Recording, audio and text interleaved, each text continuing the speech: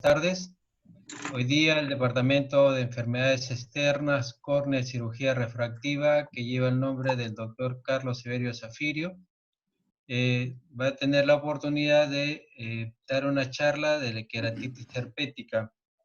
La queratitis herpética es una de las patologías muy frecuentes a nivel mundial y es muy importante porque es una de las causas de ceguera corneal también de mucha distribución.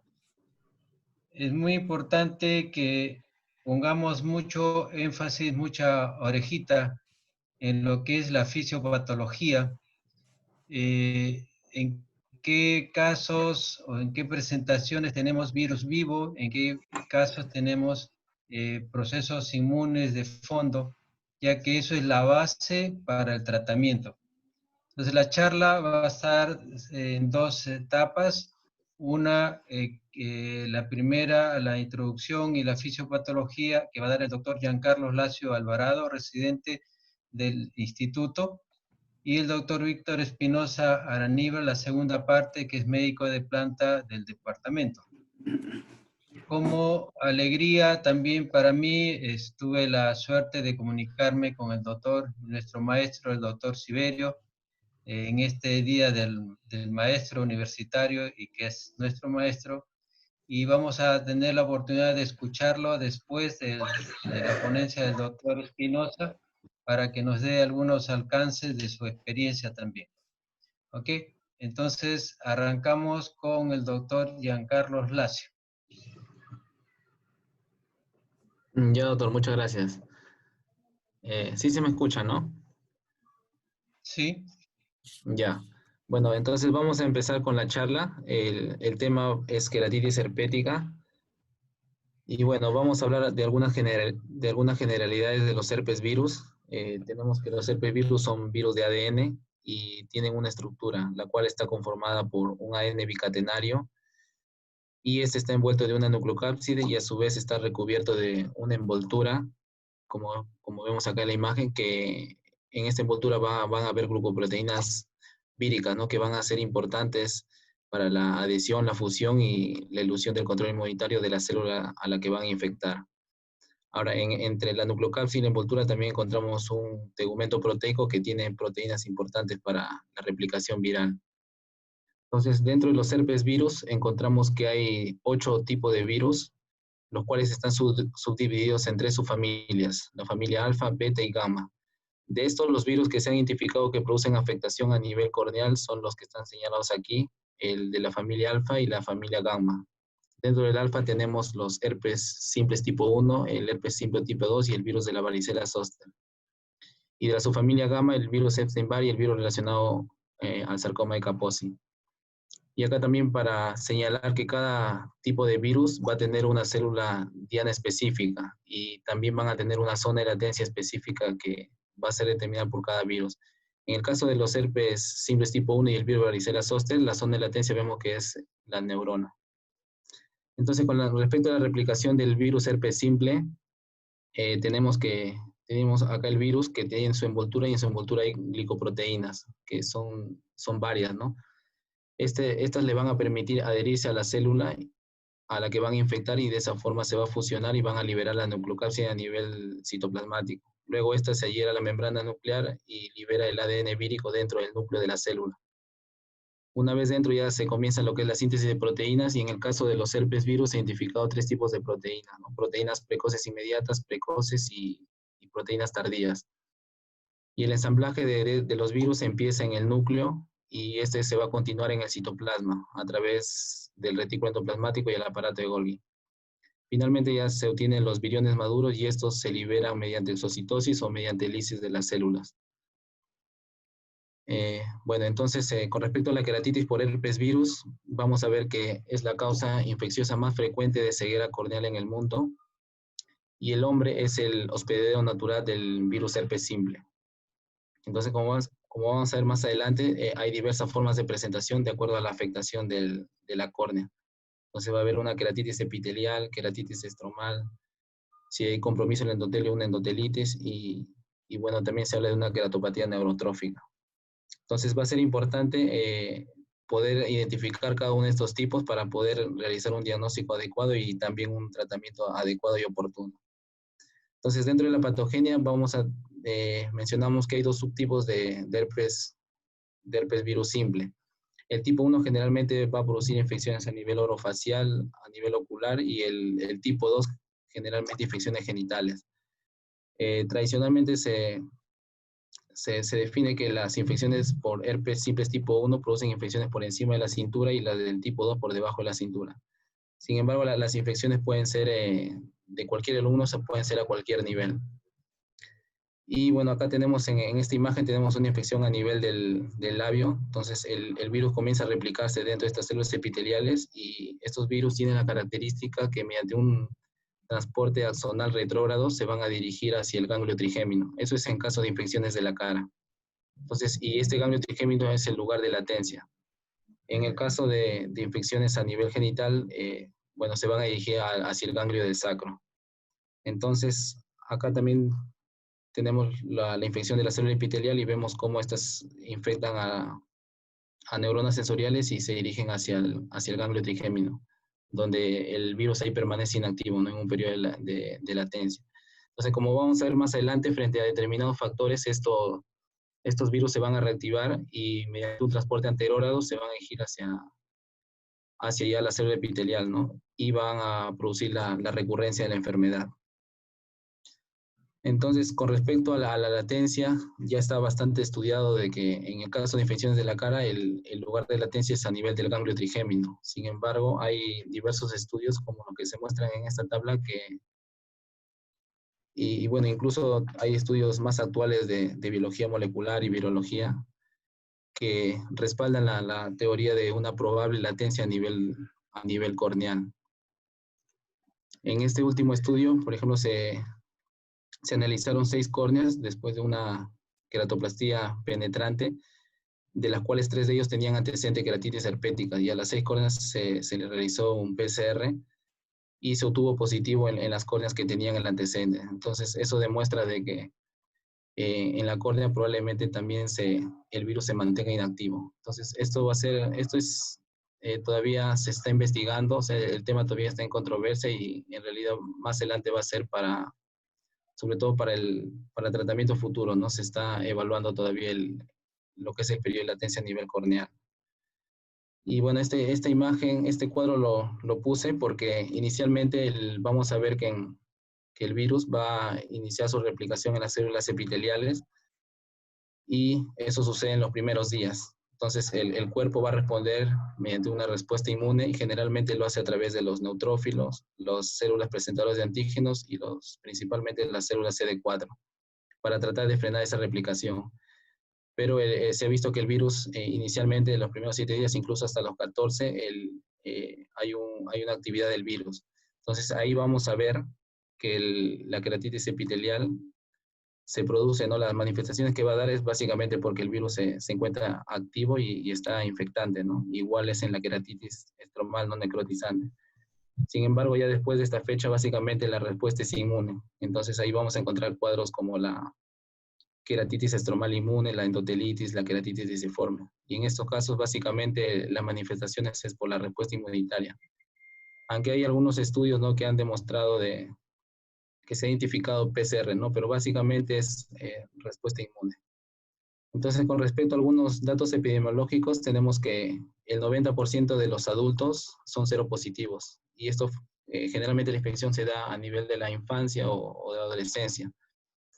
Y vamos a ver que la infección primaria por los virus herpes simple generalmente es asintomática. Suele ser subclínica, a veces no se suele reconocer. En la infección ocular clínica, bueno, esta es la manifestación de la reactivación viral. Y otro dato importante es que en la mayoría de los pacientes la afectación es bilateral, pero hay que tener en cuenta que puede haber un compromiso bilateral en ciertos pacientes, como vamos a ver en casos de atopía, inmunodeprimido o en pacientes muy jóvenes. Y los pacientes que tienen VIH, bueno, que tienen alguna deficiencia inmune, tienen mayor riesgo de afectación ocular. Y con respecto a la recurrencia, se ha visto que pacientes que tienen antecedentes de queratitis herpética al año suele recurrir el 9.6%, a los 2 años el 22.9%, a los 5 el 40% y a los 10 años el 67% de los pacientes. Entonces, estos son los factores que van a permitir que el virus se reactive, ¿no? Esto ya también está bastante estudiado. Tenemos la radiación ultravioleta, la fiebre, el estrés emocional, el estrés físico, la menstruación, la inmunosupresión, el trauma, la cirugía como el LASIK y medicamentos oculares tópicos como la epinefrina, betabloc y prostaglandinas. Bueno, con respecto a los dos últimos puntos, hay estudios que han demostrado que el uso del latanoprost puede reactivar la queratitis herpética en pacientes con antecedentes de queratitis herpética. Y se ha visto que en estos pacientes cuando se retira el latanoprost el cuadro suele resolverse. Y si nuevamente se vuelve a empezar el tratamiento con latanoprost, nuevamente vuelve a recurrir. Entonces aquí esto se podría explicar, ¿no? Por el uso porque el latanoprost es una prostaglandina y esto media la inflamación. Entonces esto van a hacer que dentro de las células aumente el AMP cíclico y bueno, por ahí podría explicar la reactivación, ¿no? Y con respecto el LASIK, también hay reporte de casos que pacientes con antecedentes de queratitis herpéticas y que se han sido sometidos a cirugía LASIK presentan una reactivación del herpes. Entonces, eso lo había puesto para tenerlo en cuenta, ¿no? Sobre todo al momento de hacer la historia al paciente, si es que el paciente tiene antecedente de queratitis herpética, entonces tener cuidado si es que vamos a indicar latanoprost o si es que vamos a hacer alguna cirugía, ¿no? Para de repente darle profilaxis antes de iniciar tratamiento o de someter a alguna cirugía.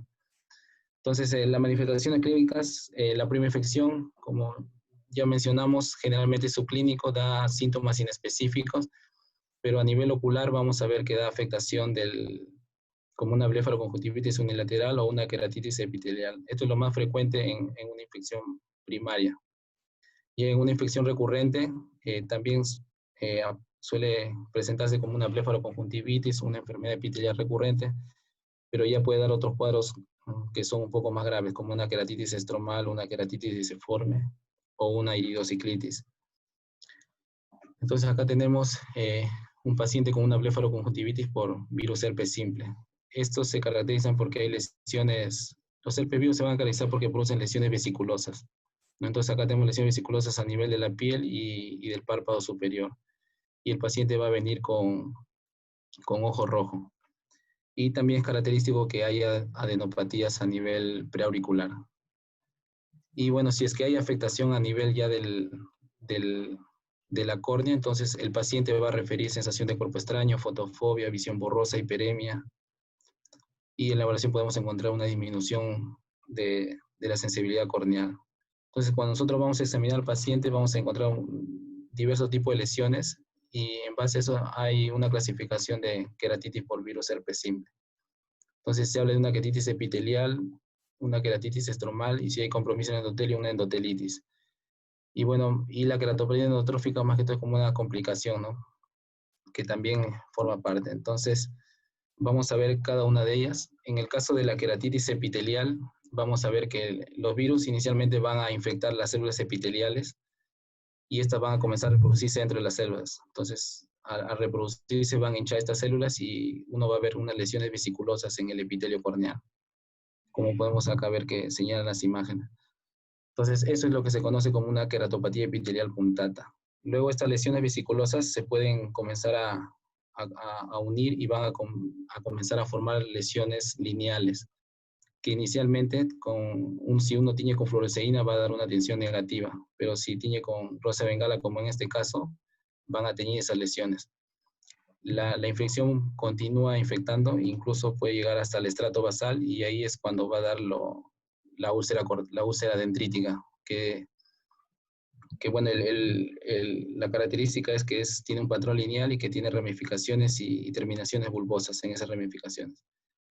Y en este caso sí ya el hecho de la úlcera va a teñir con fluoresceína y los bordes, que son células epiteliales cargadas de virus, van a teñir con rosa de bengala.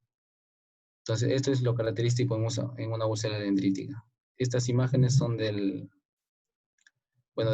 servicio y podemos visualizar, ¿no? En ambos ojos hay lesiones tipo dendritas, ¿no?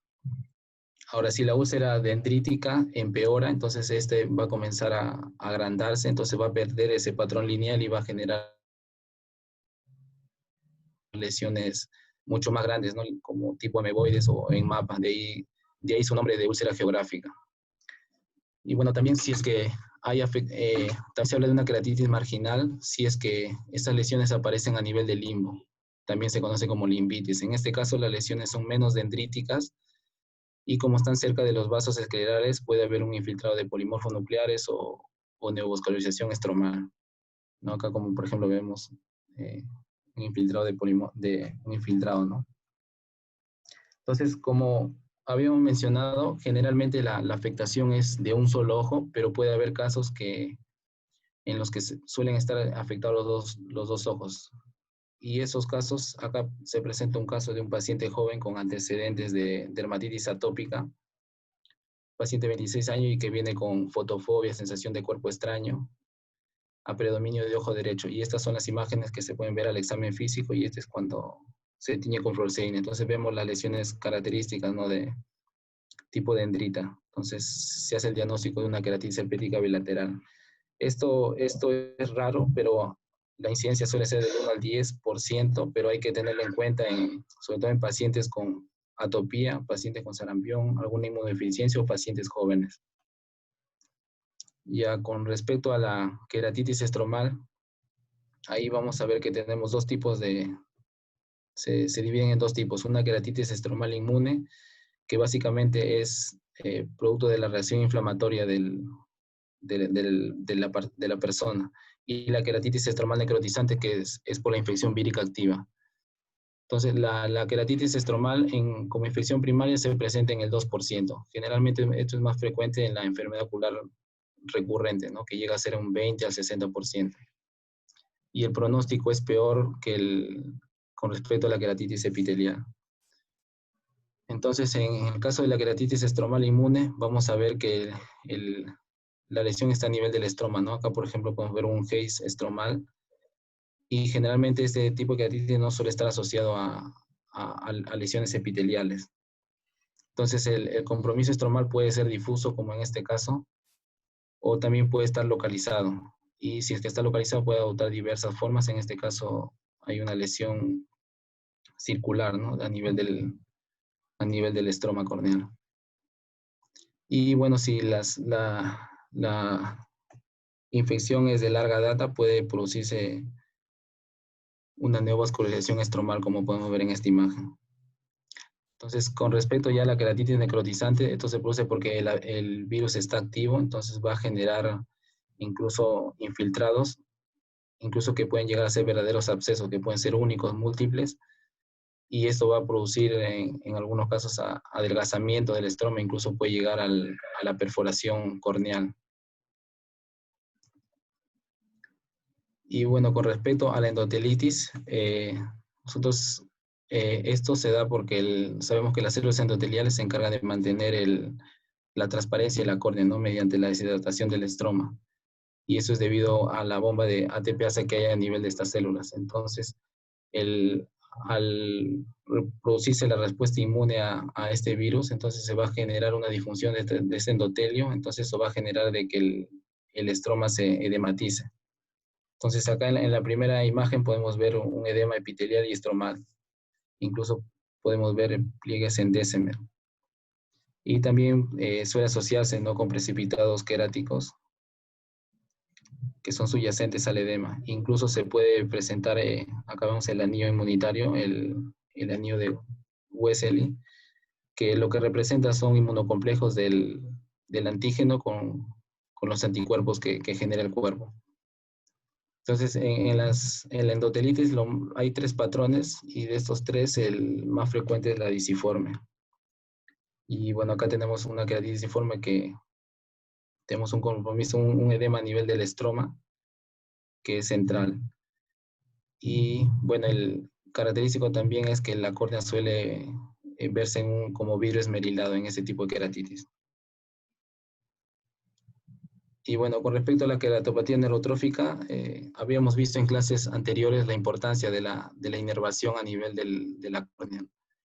y que esta inervación va a mantener una homeostasis a nivel de la superficie ocular.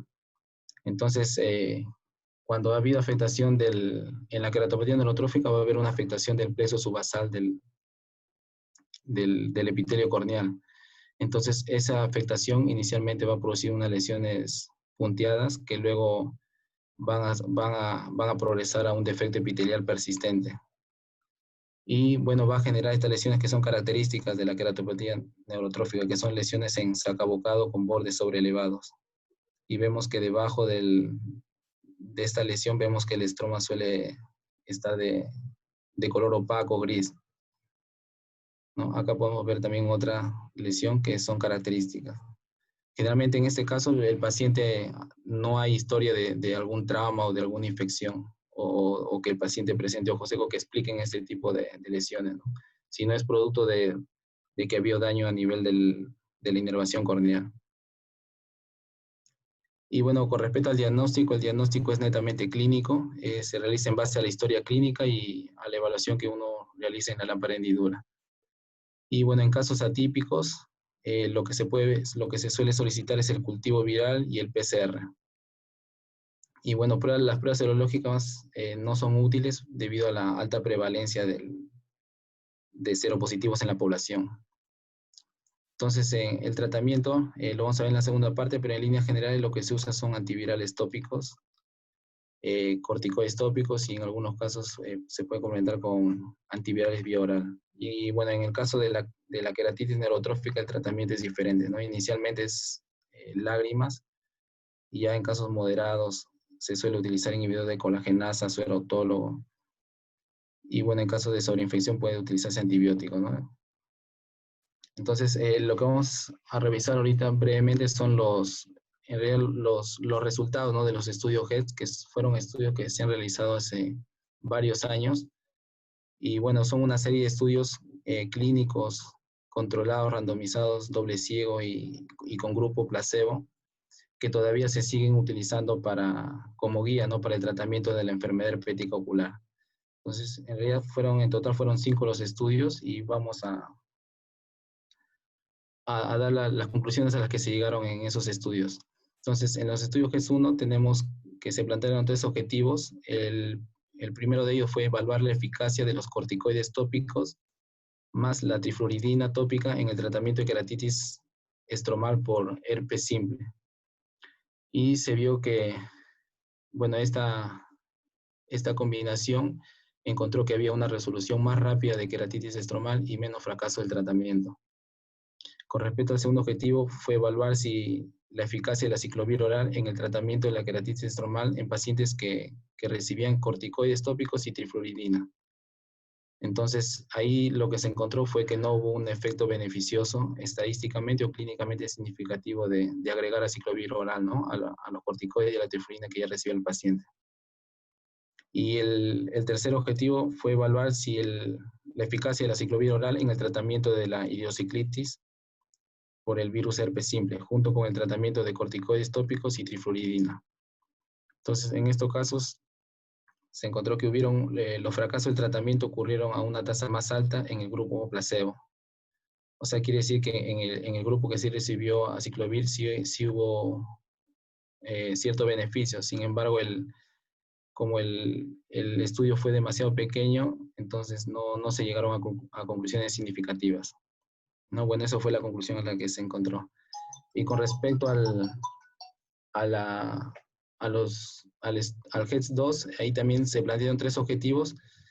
Y bueno, el primero de ellos fue determinar si el tratamiento temprano con aciclovir oral de úlceras corneales herpéticas previene la progresión de complicaciones como la queratitis estromal o la iridociclitis. Y lo que se encontró fue que no hubo beneficio en la adición de aciclovir oral en el tratamiento con lo que ya venía recibiendo, ¿no? Y el segundo objetivo fue determinar la eficacia de dosis bajas de aciclovir en la prevención de la recurrencia de infección ocular herpética.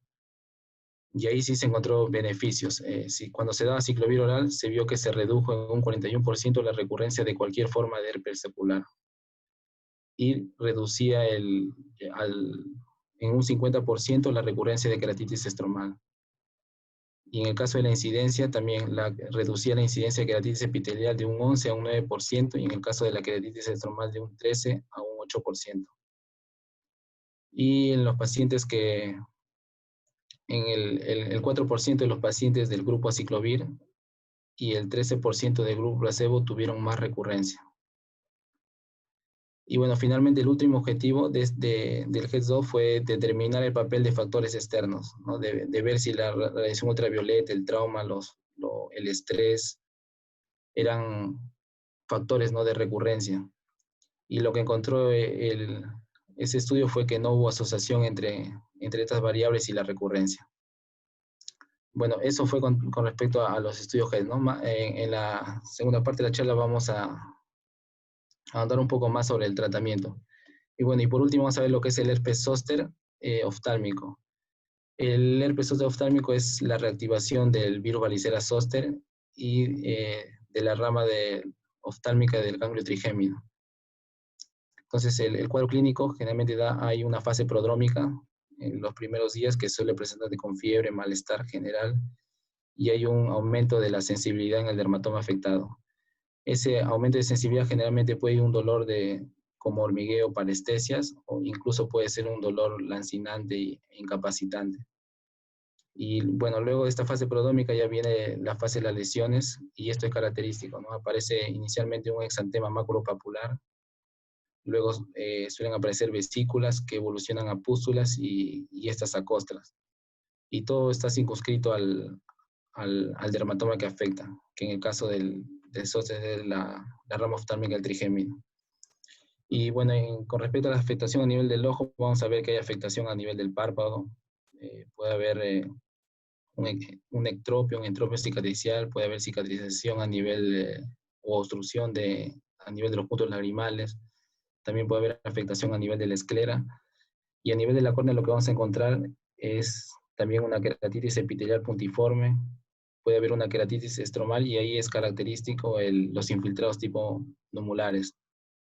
También se puede presentar una queratitis lisiforme, y también puede haber compromiso del segmento anterior, también de la coroidis, incluso de la retina, ¿no? Se puede presentar vasculitis retiniana oclusiva, desprendimiento de retina, y bueno, mucho más raro la necrosis retinal aguda.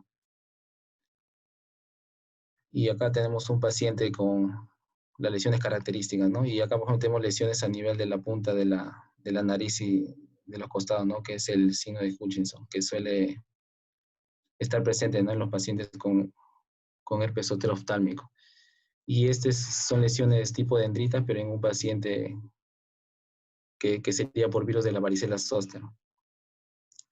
Y acá tenemos lo que es la queratitis estromal, que es característico, ¿no?, las lesiones que son tipo numular, ¿no? Acá también podemos visualizar, estas lesiones son características del herpes zóster. Estas también no es una queratitis estromal tipo numular. Y acá tenemos lo que es también que se suele encontrar frecuente en estos tipos de pacientes, la queratopatía lipídica. Y bueno, también se puede presentar lo que es la queratopatía neurotrófica y la atrofia sectorial del iris, ¿no?, que también es muy característico que se presente en este tipo de pacientes. Bueno, y eso sería todo. Bueno, gracias por su atención. Bueno, y siguiendo con el tema, vamos a dar pase al doctor Espinosa, quien nos va a dar mayor alcance sobre el tratamiento de la queratitis herpética.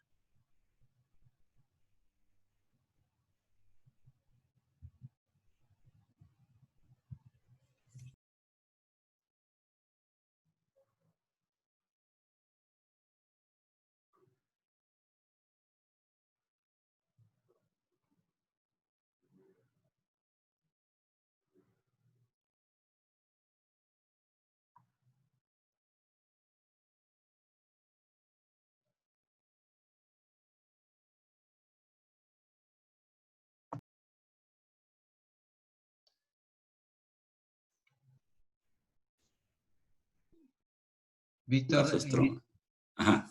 recién se te escucha, recién. Ya. ¿Ahí me escuchan? Ya, y se arranca otra vez, por favor. Ya. Agradeciendo la invitación al servicio de córnea, entonces estamos frente a qué tratamiento usamos. Debemos diferenciar muy bien sobre si estamos frente a un caso de una patología epitelial, si estamos frente a un caso estromal o a una endotelitis, ¿no? Y si nos fijamos bien en eso, entonces vamos a entender el tratamiento de esta enfermedad, porque hay a veces mucha controversia entre qué usar. Ya sea tópicos, si le damos antiviral oral, o por lo menos, y sobre eso estaremos en los siguientes 30 minutos aproximadamente.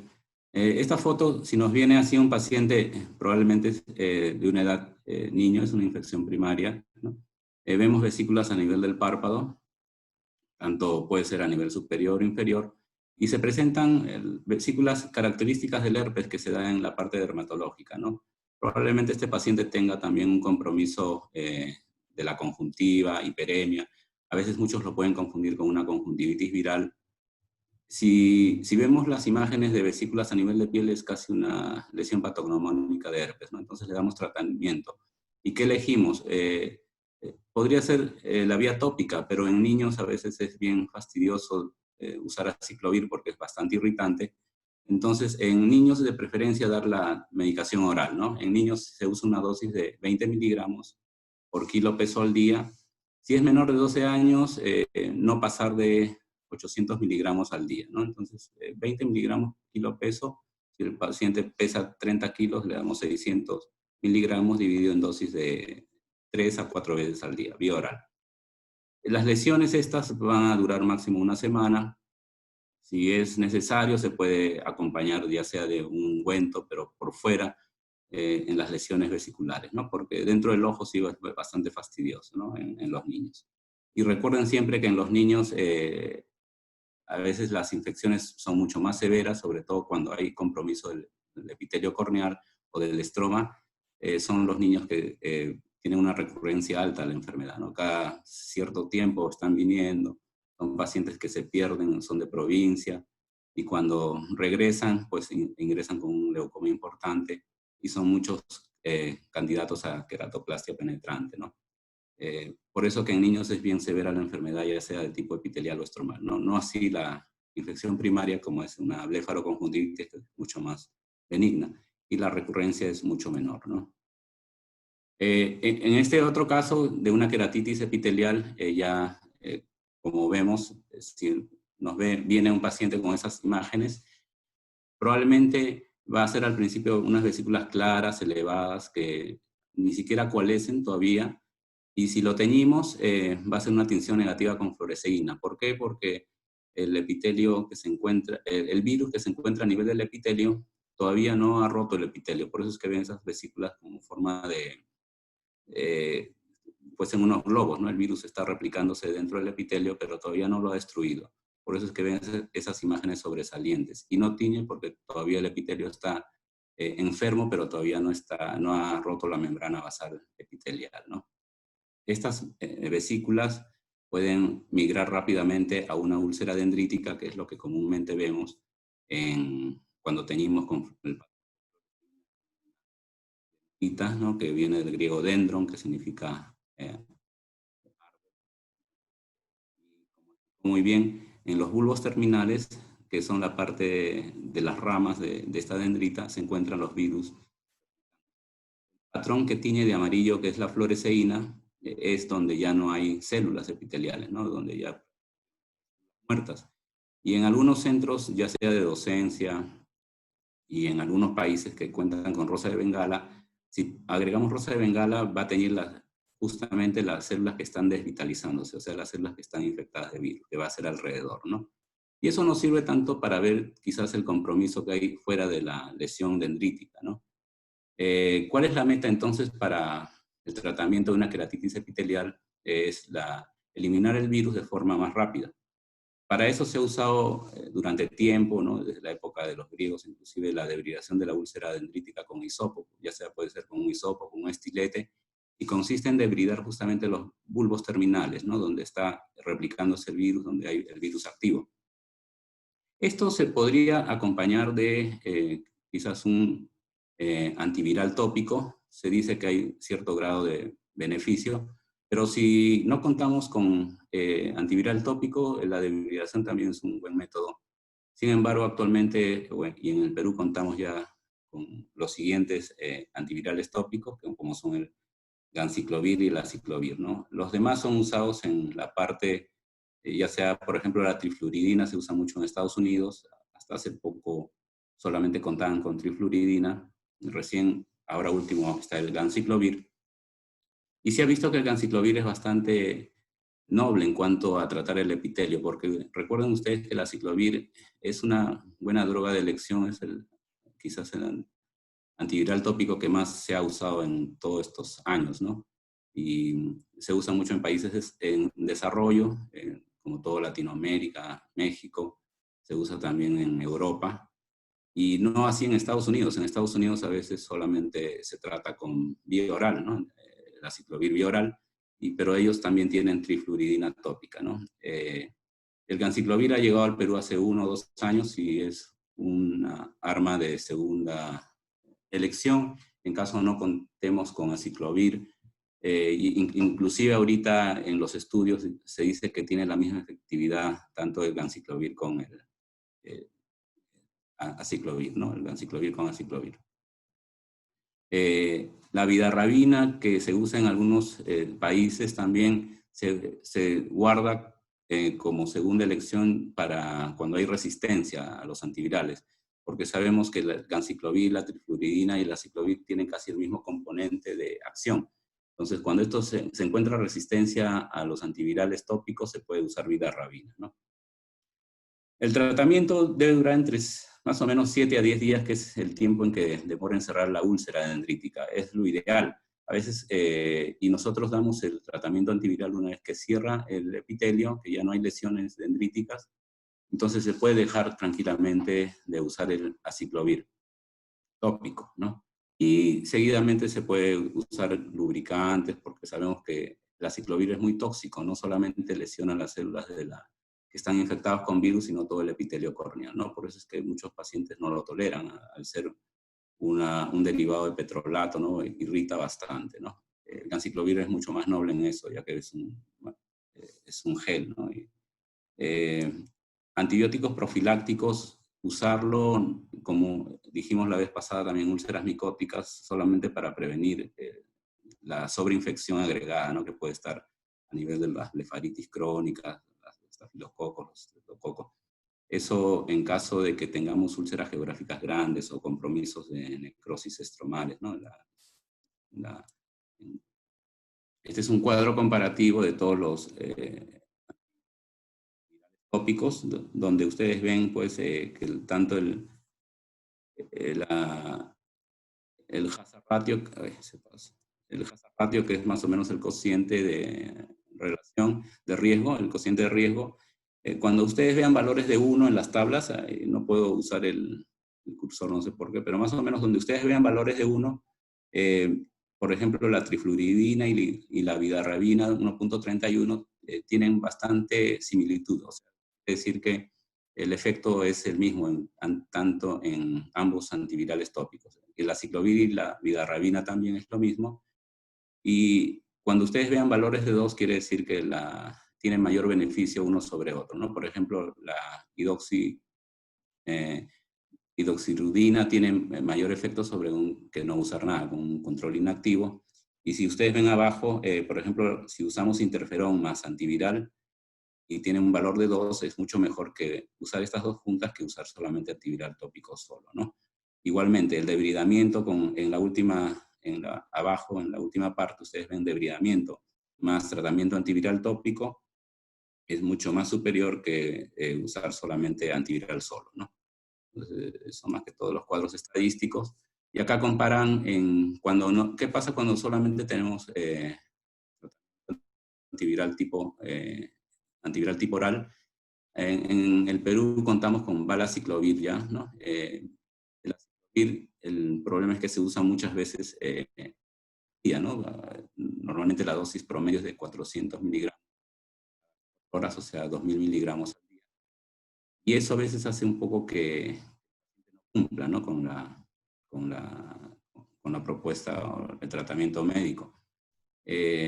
Mientras que el valaciclovir, que tiene mucha mayor biodisponibilidad, se absorbe mucho mejor que el aciclovir, ha mostrado buenos resultados tanto en el herpes genital y el herpes zóster también, ¿no?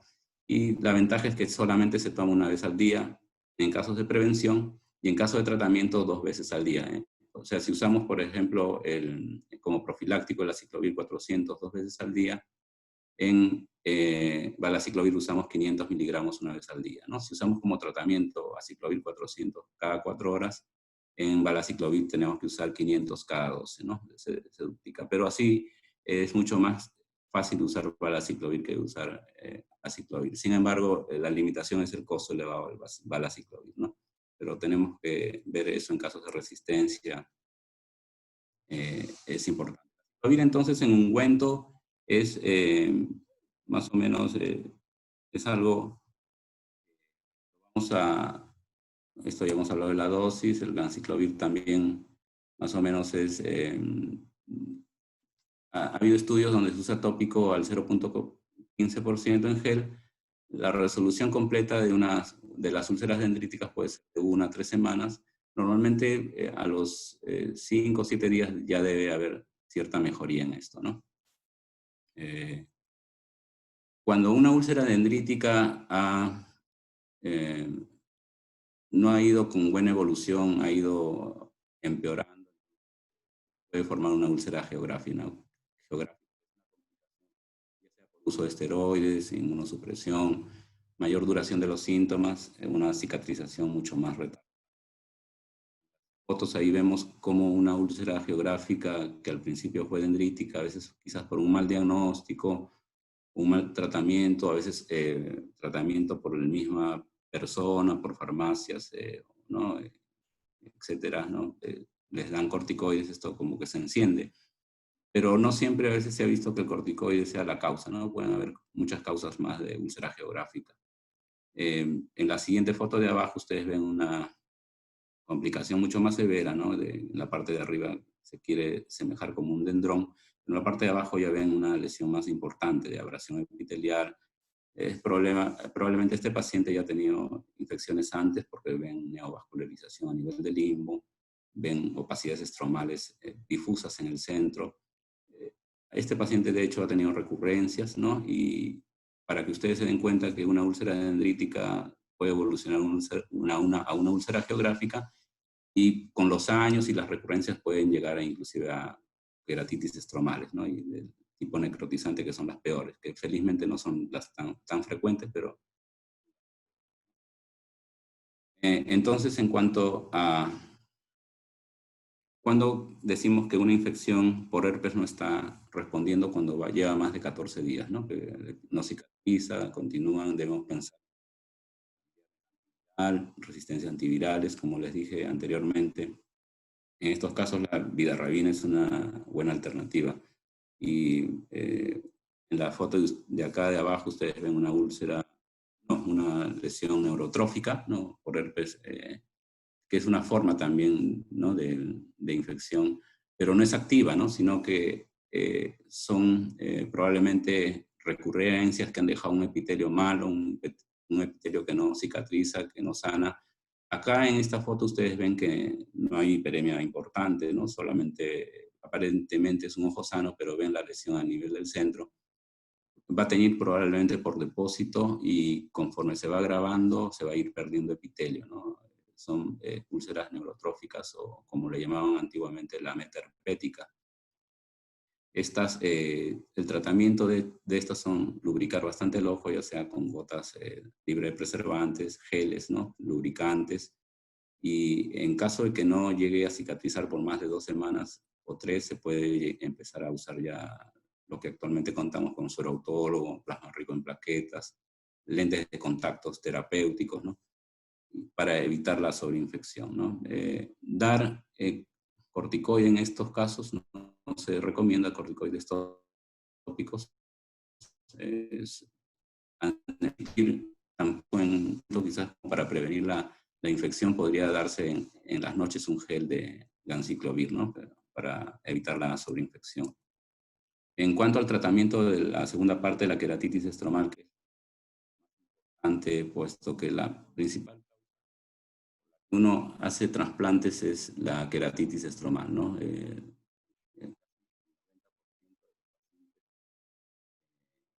Tienen herpes y están ceguera.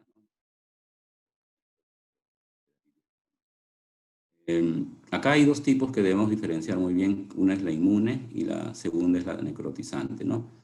El tratamiento siempre debe ser individualizado, ver en qué situación se encuentra el paciente.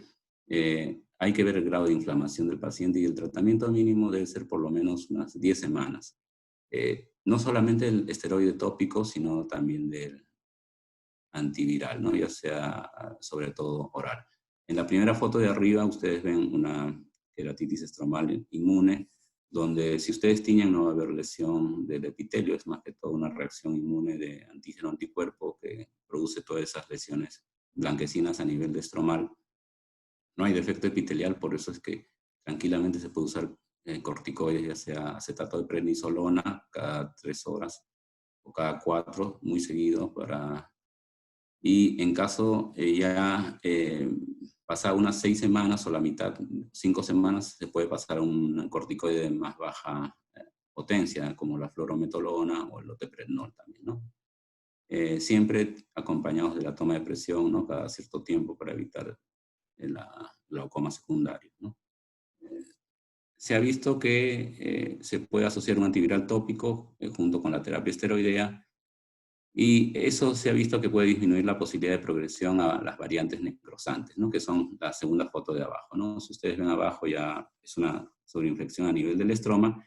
A diferencia del inmune, acá en la segunda foto sí hay virus vivo, ¿no? Esto es una infección de queratitis estromal necrotizante que va a ir progresando, que son los casos más severos de manejo, son los casos que se van a trasplante corneal.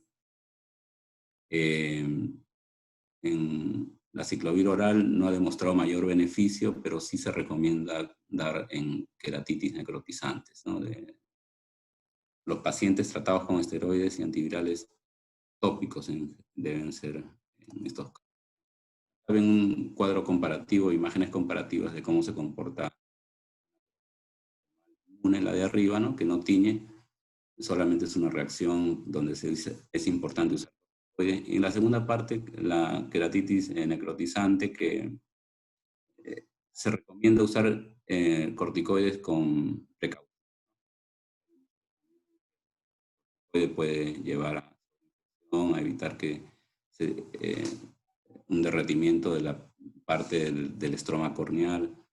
Entonces, sí hay que tener mucho cuidado con el corticoide en estos casos. Las endotelitis, que es la forma más común también que vemos a veces, que es la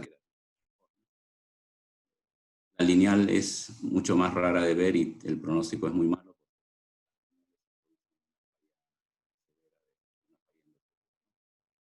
En cambio, la queratitis disciforme es la que tiene mejor pronóstico. Sí se usa corticoides de mediana potencia a alta potencia, ¿no? Pueden usar fluorometolona o también el acetato de prednisolona. No hay una dosis óptima y se recomienda también usar el aciclovir 2 veces al día, ¿no? 800 miligramos. Y cuando está muy activo va a producir a veces pliegues y edema a nivel central, ¿no? Pero no en toda la córnea, ¿no? La profilaxis en herpes virus simple se ha visto que la dosis profiláctica es de 400 miligramos 2 veces al día. Reduce la probabilidad de recurrencia de 32 a 19%, sobre todo en el tipo de queratitis estromal. No así en la epitelial, ¿no? En la epitelial, no por dar antibióticos orales o tópicos vamos a...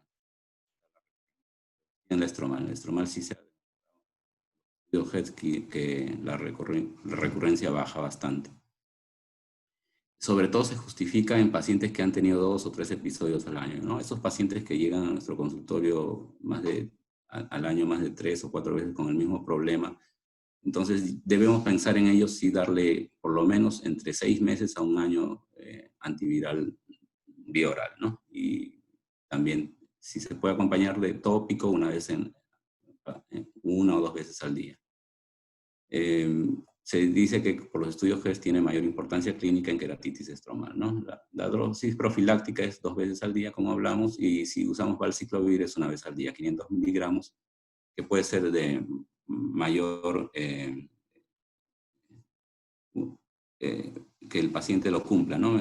1 vez al día, que cumplirlo 2 veces. Y se ha visto también, por ejemplo, en pacientes que van a recibir trasplante corneal, por lo menos se recomienda usar 6 meses antes, 400 miligramos cada dosis, y después de operado por lo menos 1 año, ¿no? 400 miligramos cada dosis. También hace que el injerto sobreviva mucho más de 2 años, ¿no? A pesar de que sabemos que el injerto o los trasplantes. Sobre eso vamos a hablar un poco de algunas diapositivas en tratamiento sobre la queratoplastia penetrante en queratitis estromal activa inmune necrotizante. Es significativo de un alto riesgo de falla, ¿no? Y melting corneal, ¿no? Y así hay que hablar mucho con el paciente porque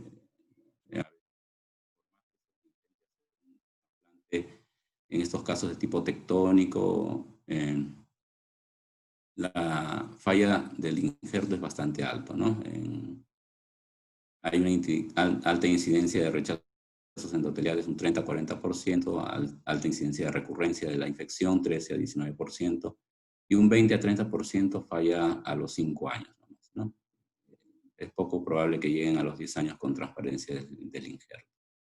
En caso de realizarse, como les dije, antiviral pre y postoperatorio, y a veces se puede llegar a uso crónico de antivirales 800 miligramos al día por 1 año, ¿no?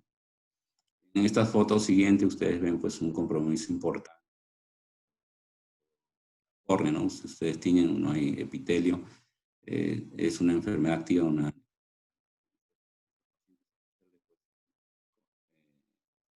trasplante corneal, hay que hablar muy bien con ellos. Y de antemano darle primero la medicación, una vez que vemos que un poco está, pensar entrar en frío, ¿no? Que entrar en caliente, porque el rechazo es mucho mayor, la sobreinfección del botón otra vez recurre fácilmente.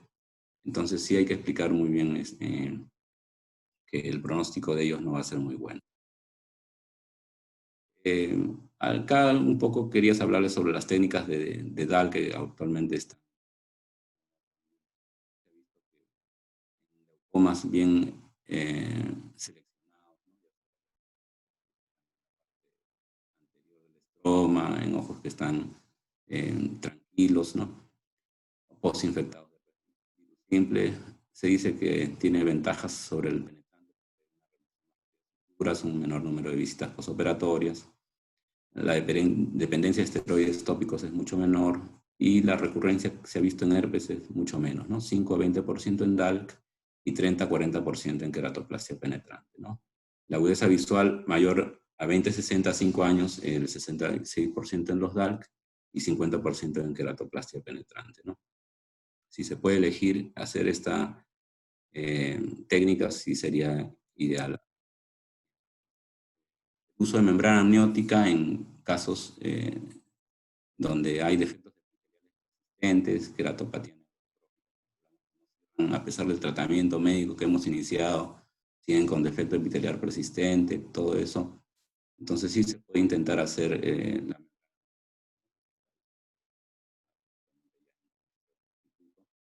hay una evidencia que se limita a una serie de casos, sin embargo, su uso debe ser en conjunto con antivirales y esteroides postoperatorios también. Siempre recuerden que manejar primero el cuadro en caliente, ¿no? Y una vez que esté mejor, intentar las partes quirúrgicas, ¿no?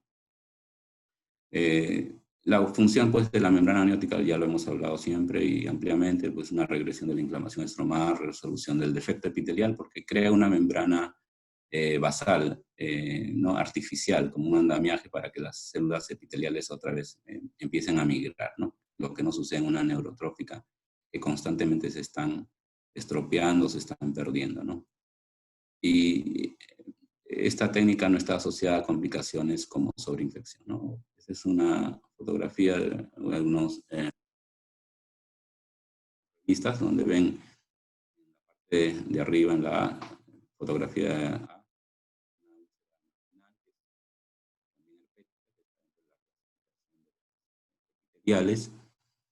que son quizás la de más difícil manejo, porque como están cerca del limbo, rápidamente los vasos migran hacia el dolor, a veces no se controlan fácilmente con antivirales tópicos, orales, y entonces si vemos que hay una persistencia de más de 2 o 3 semanas y no mejora, se podría intentar usar la membrana amniótica, ¿no? Como es en la segunda foto que ven el segundo día de postoperatorio en la parte B, donde ven, se prefiere poner unas multicapas de membrana amniótica, no solamente una. Y en la parte C, este paciente es una evolución de 2 semanas, y en la parte D, en la parte C ustedes ven cómo la membrana se va adhiriendo al epitelio, ¿no? O sea, se va haciendo una sola, el epitelio va creciendo, entonces, y en la parte D ya se ve la cicatrización completa de la herida, ¿no? Donde el ojo lo ven menos rojo, entonces sí tiene muchas ventajas usar membrana amniótica en estos casos. En resumen, ¿qué usamos y en qué presentación? Más o menos un resumen pequeño de la charla. Pues el antiviral tópico, recuerden, ya sea Fluticasovir o Ganciclovir, lo usamos en blefaritis, en conjuntivitis por y en profilaxis con tratamiento esteroideo en queratitis secundaria, ¿no? Sobre todo en esas donde vemos lesiones de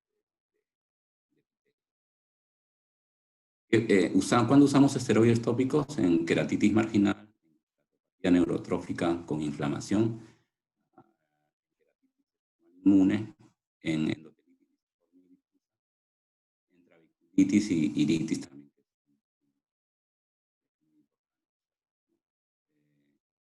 Cuando no usamos esteroides tópicos, no lo usamos en queratitis epitelial, no lo usamos en conjuntivitis por estos simples virus, y no lo usamos en queratopatía neurotrófica sin inflamación, ¿no? Pues por este manejo de purificantes. No necesitamos utilizar esteroides. Creo que eso es todo y gracias por su atención.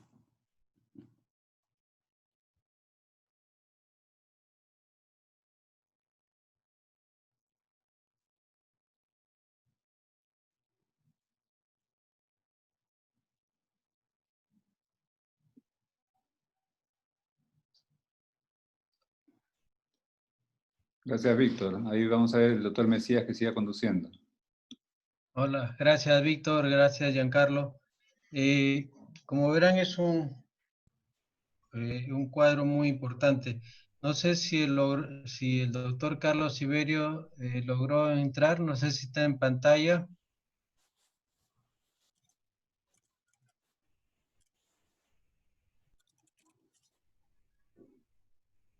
Maestro Siberio, ¿está? No lo llego a ver dentro de los asistentes. Bueno, seguramente no ha logrado entrar. Entonces vamos mientras, si gustan, mandar preguntas para que la doctora Quispe vaya juntándolas. ¿Qué cosas para insistir? Tenemos que definir en cada caso, en cada paciente, si el problema es con virus vivo o reacción inmune. Virus vivo indica que el herpes está activo, está con todo su ADN y todo haciendo la infección. Mientras que la reacción inmune la está dando, ya no necesariamente tiene que estar el virus, sino basta que esté su envoltura y dar la reacción inmunológica. La mayoría de las veces que es virus vivo, se requiere antivirales obligatoriamente. El caso de las epiteliales y también en algunos casos de compromiso de todo el segmento anterior donde hay reacción en cámara anterior, y si estamos hablando de una iritis inclusive. Y vamos a usar corticoides obligatoriamente cuando es más profundo, cuando es estromal y cuando hay compromisos también del iris. Entonces son situaciones que vamos a considerar. Cuando es epitelial, muchas veces es suficiente con tratamiento tópico. Tratamiento sistémico en un epitelial ya se ha comprobado en muchos trabajos que no tiene mayor acción. Pero sí, cuando hay compromiso de cámara anterior, obligatoriamente tiene que estar acompañado de vía oral. También en un paciente que ha sido operado de trasplante de córnea y tiene el antecedente de haber sido la opacidad por herpes, como mencionaba el doctor Espinosa, tiene que tener tratamiento vía oral antes, durante y por muchos meses después de la cirugía. ¿Ok? Otra cosa que es importante en el examen, en las estromales, tenemos que ver si la respuesta que vemos ahí es puramente inflamatoria, con infiltrado, o también tiene edema. Esas dos cosas son importantes. Cuando hay edema es porque estamos con una endotelitis, y cuando solamente hay infiltrado es porque estamos puramente con una reacción estromal.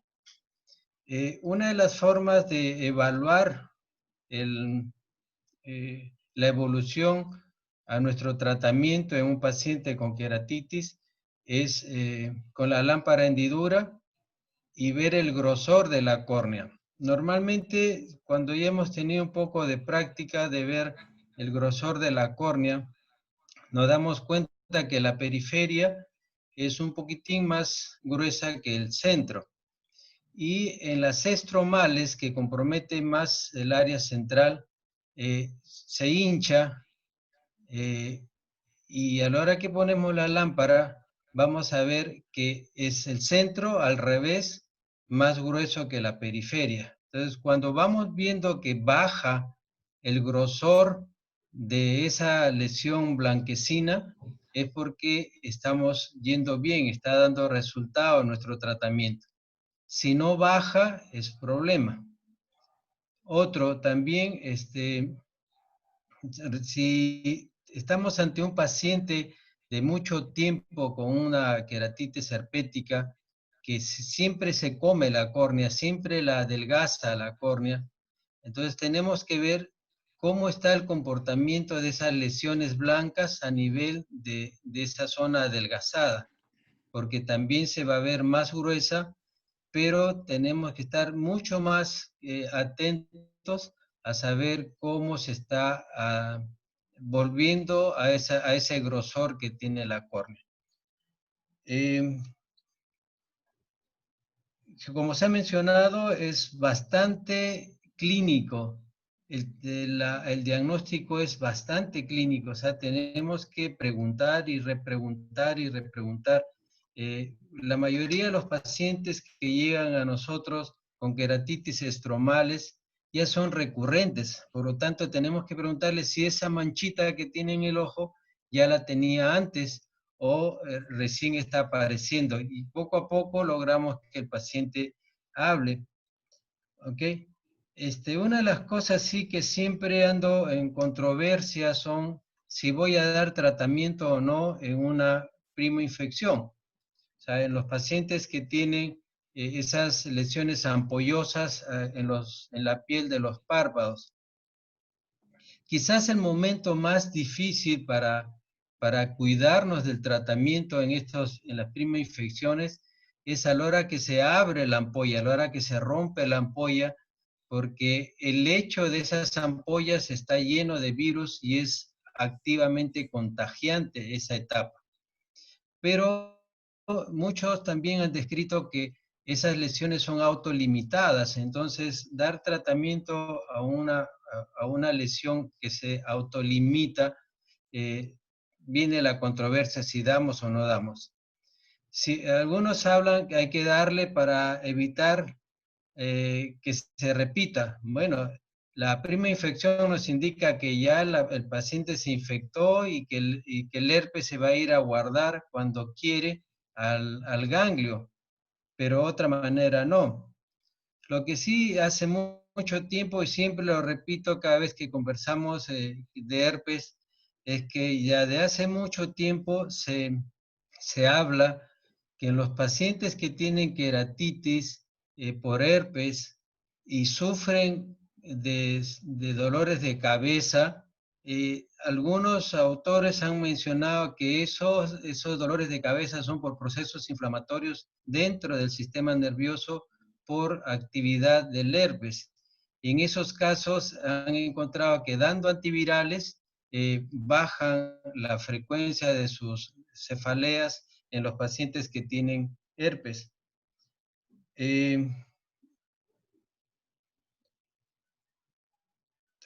También uno de los tratamientos quirúrgicos que ha mencionado Víctor es si hacemos un trasplante total o hacemos una lamelar profunda. Eso va a depender fundamentalmente cuán profundo esté la lesión. O sea, necesitamos en esos casos evaluar la córnea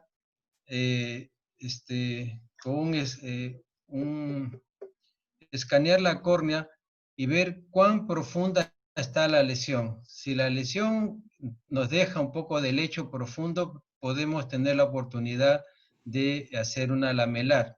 Si no, se ha comprometido mucho hasta el fondo, es bien difícil la lamelar porque está llevándose toda la córnea y en esos casos hay que hacer un trasplante total. Pero sí, como ha insistido el doctor, tenemos que dar tratamiento sistémico. Después, ¿qué otra cosita hay? No sé si, Alejandra, ¿hay preguntas todavía? Sí, doctor. Ahorita hay una pregunta. El doctor Chipana pregunta, ¿se usa corticoides en casos de compromiso estromal necrotizante? Muy bien. ¿Gustas, Víctor? Sí. Sí, ¿me escuchas? Sí, te escucho. Sí, ¿no? Sí se recomienda, pero en dosis bajas, o en necrotizante. Sí ya se ha visto que ayuda. No se va a usar como una inmune que se usa seguido, ¿no? Cada 3, cada 4 horas. Pero sí se usa porque el cuadro, de hecho, es inflamatorio, ¿no? Hay una infección viral a nivel estromal profunda, donde hay virus y podemos usarlo en dosis bajas 2 o 3 veces para evitar que siga aumentando la inflamación y también agregar también antiviral tópico y oral, ¿no? Pero sí, Claro. sí se usa en necrotizante. Claro, en estos casos de las necrotizantes tenemos que ver también la fisiopatología. En la necrotizante fundamentalmente se han lesionado las fibras nerviosas también. O sea, la par se ha cortado las fibras nerviosas, pero se ha estimulado mucho, como su nombre le ha dicho, todo el sistema de autoeliminación de tejido corneal. Hay muchas sustancias que entran en acción acá, y como les dije, cuando veamos lo que es la clase de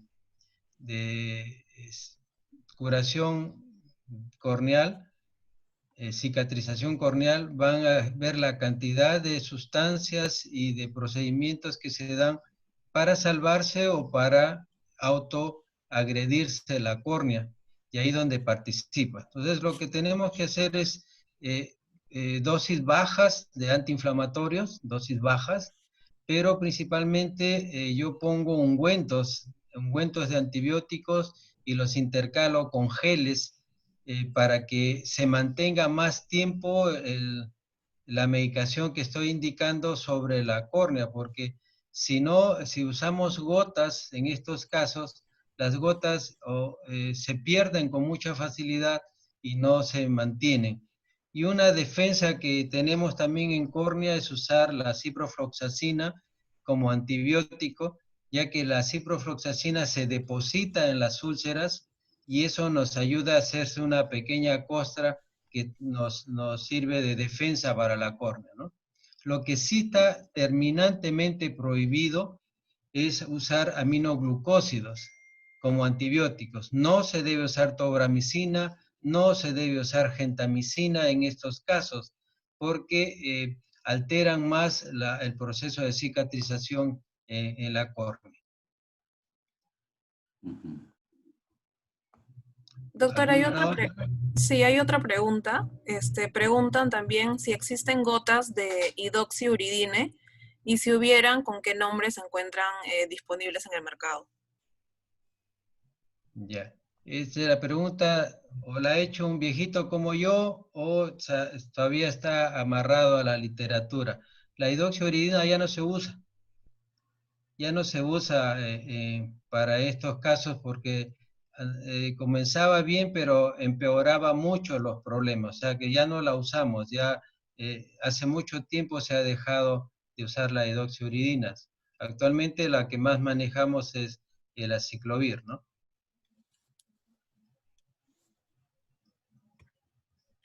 ¿Alguna otra? Hay otra pregunta, doctor. Preguntan, ¿el latanoprost y el ojo seco favorecen a la infección por herpes? Víctor. El latanoprost sí se ha visto que no debería usarse porque ayuda en las recurrencias, ¿no? de infección por herpes, ¿no? El latanoprost o, todos o el bimatoprost también. Esos dos análogos de prostaglandinas, tratar de evitarlos en pacientes que tienen el antecedente de herpes, ya sea epitelial o estromal, ¿no? Y el ojo seco, al ser un condicionante de una mala superficie corneal, no está dentro de los factores de riesgo, ¿no? Pero quizás no se ha visto mayor implicancia entre un factor de riesgo de ojo seco con infección por queratitis por herpes, ¿no? Giancarlo, ¿tienes alguna idea?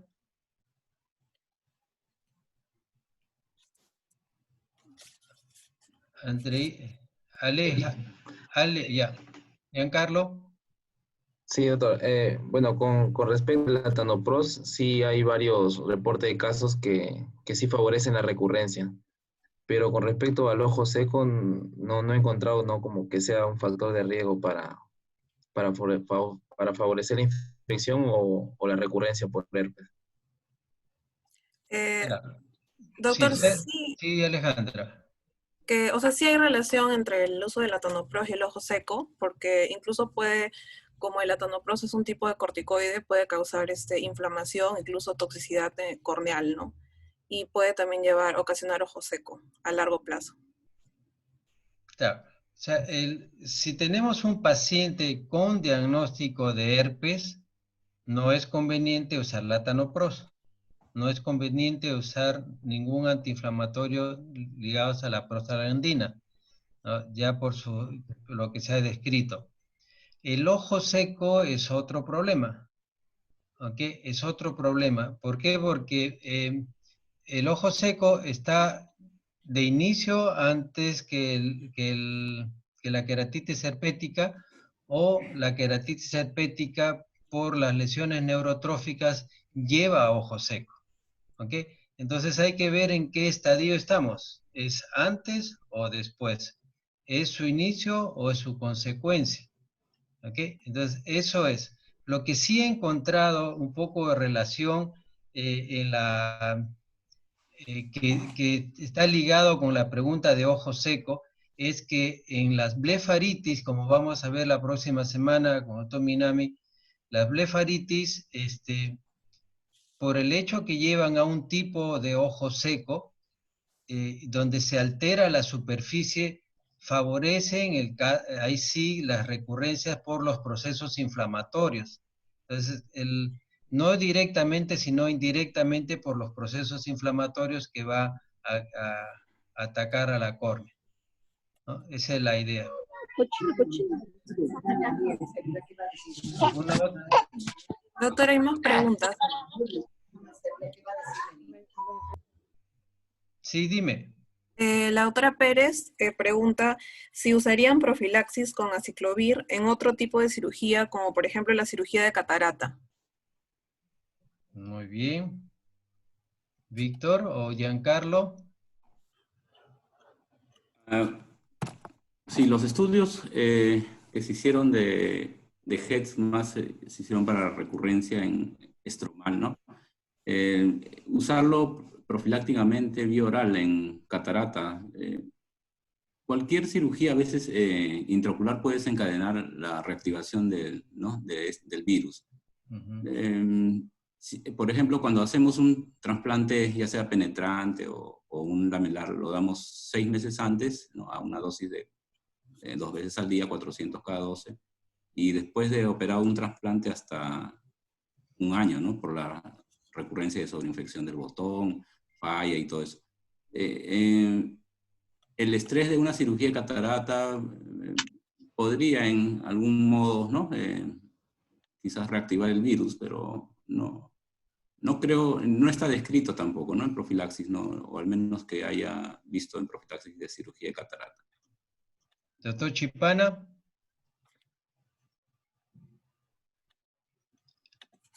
A ver, Joseph, somos todo oídos. Buenos días, ¿cómo está? ¿Cómo estás, hijo? Hola, Joseph. ¿Qué tal? ¿Cómo está?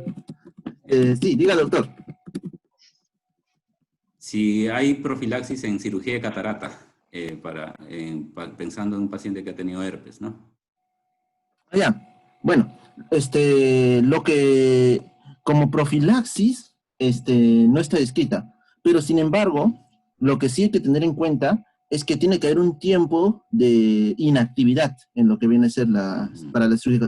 Quiero decir, si hemos tenido un episodio de queratitis herpética, dicen, la literatura, por lo menos 3, otros dicen por lo menos 6 meses que no haya tenido ningún tipo de actividad de la queratitis herpética, ya sea epitelial, estromal, endotelial, de cualquier tipo, ¿no? Entonces, es muy importante, si tenemos un caso de queratitis herpética, saber cuándo ha sido su último episodio antes de realizar la cirugía de catarata. En sí, si no se ha tenido episodios, si no es un paciente con episodios recurrentes, ¿no? Algunos llaman más de 2 episodios por año, no requeriría en este caso para cirugía de catarata. Sin embargo, para todo lo que son cirugías corneales, llámese cirugías refractivas, trasplantes corneales, todo lo que viene a ser cirugía que comprometa anillos, todo lo que son cirugías que comprometan córnea, sí se recomienda el uso de profilaxis con aciclovir, ¿no? Eso sí, es lo que tengo conocimiento de la literatura que conozco. Doctora Gracias. Pérez. Gracias, Doctora Joseph. Pérez.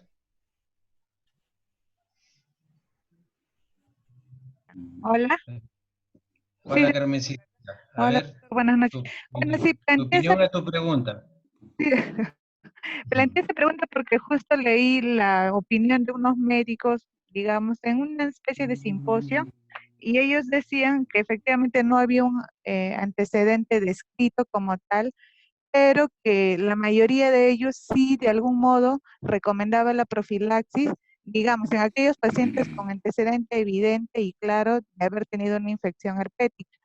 No tan a largo plazo como un trasplante de 6 meses, pero algunos, por ejemplo, variaban 2 a 3 días antes de la cirugía y lo mantenían durante un mes, aduciendo ellos que a veces el uso de esteroides propio de la cirugía podía disminuir la inmunidad de la superficie ocular y, bueno, predisponer a que se reactive el virus, ¿no?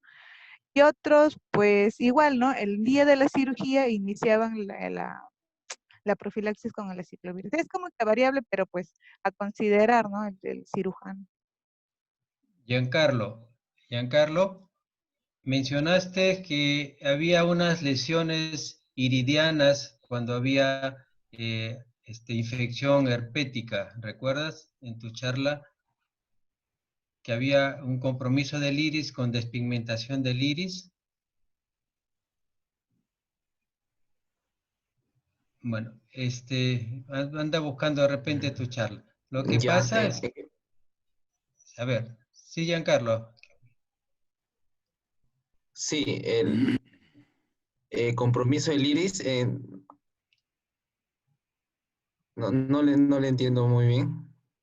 Hay unas lesiones iridianas cuando hay un proceso de infección de herpes,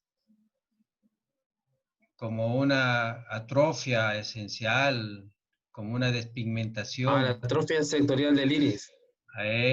Cole 4. Eso hay. O sea, cuando tenemos un paciente con antecedentes de herpes y vemos que hay compromiso iridiano, está descrito que también que está ligado a los trasplantes, es que se habla que no solamente el herpes se queda en las fibras nerviosas corneales, sino que también se puede depositar en las fibras nerviosas iridianas. ¿Okay? Entonces, si ha habido un proceso inflamatorio más del iris, ahí donde la literatura describe la posibilidad de usar antivirales. Pero lo que ha mencionado el doctor Chipana es importantísimo. No podemos entrar a una cirugía de un paciente que ha tenido herpes si ha tenido recurrencias muy seguidas y están cerca, una recurrencia está cerca a cuando queremos operar.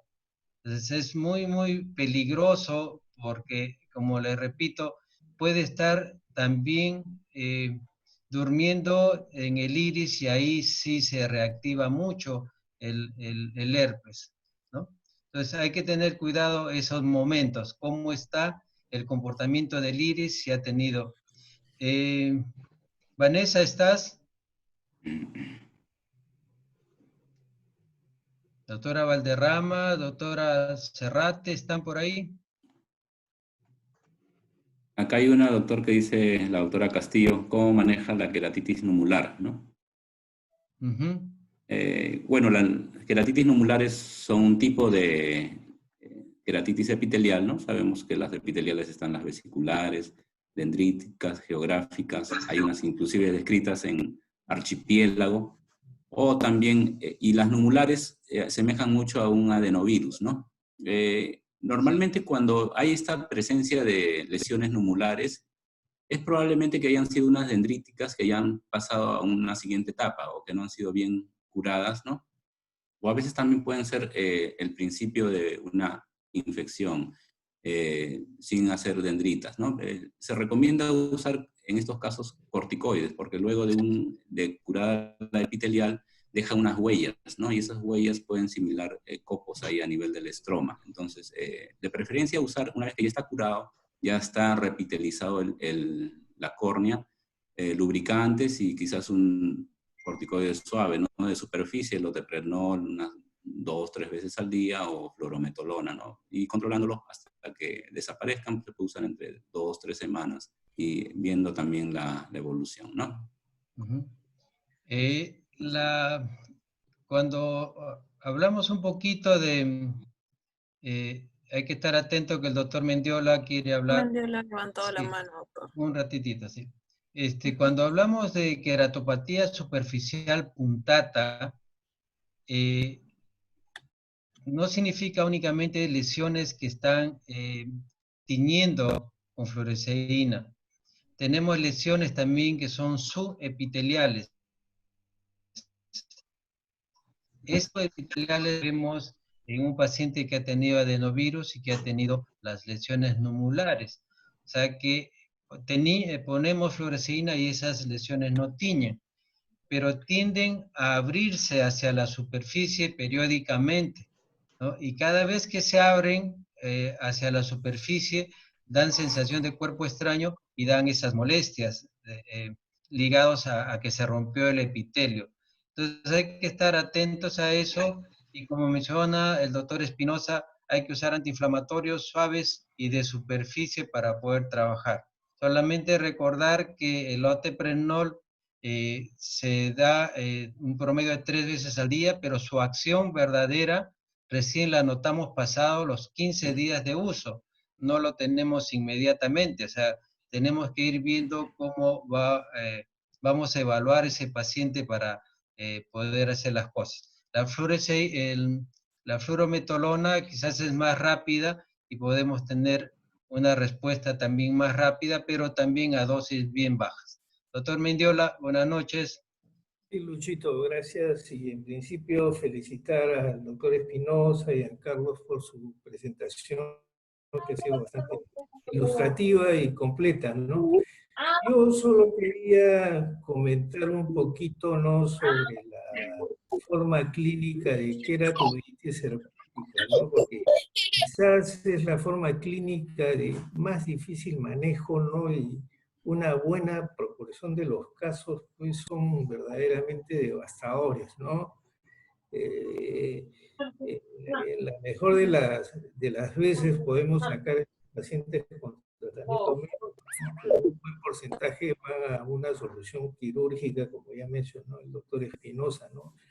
Llámese un recubrimiento conjuntival o las alternativas de usar membrana amniótica, ¿no? Bueno, hasta terminar desafortunadamente una buena proporción de casos en hacer una queratoplastia penetrante porque se perforó la córnea, ¿no?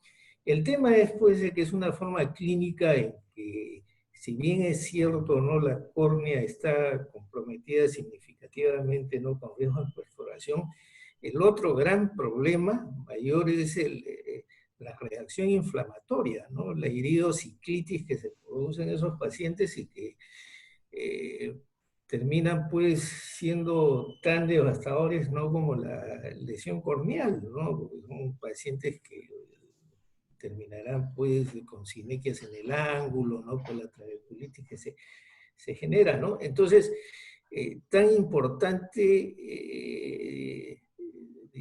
digamos, como luchar contra la lesión corneal es tratar de mitigar el problema inflamatorio, ¿no? Pero estamos en una situación en que tenemos un problema ulcerativo en la córnea y una iridociclitis severa, ¿no? Y estamos prácticamente a veces atados de mano, ¿no? Porque no podemos usar esteroides tópicos, ¿no? Una lesión corneal activa, ¿no? Yo más de un caso de estos, ¿no?, con compromiso inflamatorio severo, ¿no?, donde hay una iritis severa, ¿no?, he recurrido a nuestros colegas de UVIA, ¿no?, porque ellos ven muchísimos casos, ¿no?, de uveitis por herpes, ¿no?, donde se escriben pues las lesiones que mencionaba Giancarlo, ¿no?, ya lesiones pues cicatrizales en el iris, ¿no? Y una de las opciones, ¿no?, que se maneja para controlar la reacción inflamatoria en estos casos, ¿no?, es el uso de esteroides sistémicos, ¿no?, de manera muy cautelosa, ¿no? Lo que de alguna manera se trata es de esperar de que por lo menos se epitelice, ¿no?, esta úlcera, y apenas haya epitelizado, poder arrancar con esteroides sistémicos a una dosis pues, de 5 miligramos, ¿no?, por kilo de peso, ¿no? Entonces, ir modulando eso, ¿no? Hay algunos pacientes que salen, se controla la reacción inflamatoria y bueno, podemos arribar a buen puerto, ¿no? Y hay casos que dándoles pues de todo, ¿no?, van a la perforación, ¿no? Entonces, yo no sé si estará por ahí la doctora Serrate o Betty, ¿no?, para que comenten un poquito de esto, ¿no? Porque yo realmente en esos casos donde hay tanta inflamación del segmento anterior, tenemos que hacer algo, ¿no? Definitivamente, ¿no? Y como les menciono, yo he recurrido en más de una oportunidad, ¿no?, a estas interconsultas, ¿no?, que son bastante aleccionadoras, ¿no?, porque se va ganando experiencia también de los otros colegas, ¿no? Gracias, eso era lo que quería comentar, ¿no? Gracias, doctor. Acaba de levantar la mano la doctora Serrate. Alejandrita, por favor, la doctora Serrate. Sí, doctor, está con el audio activado, la doctora. Amelia. Bueno, mientras se conecta la doctora Serrate, vino también una pregunta del doctor Francisco Cirineo en relación Sí, al doctor. LASIK. Hay A una ver. pregunta que falta, que está arriba, que es, ¿qué opinan del uso de corticoides en ungüento con tetraciclina en queratitis neurotróficas? Muy bien. Víctor, ¿quieres opinar? Bueno, las tetraciclinas en sí, que son un anticolagenolítico, ¿no?, del estroma,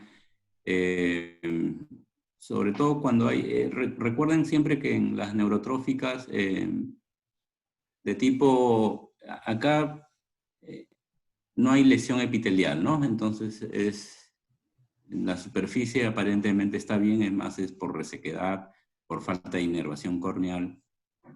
Entonces, si está inflamado el ojo, si ven cierta reacción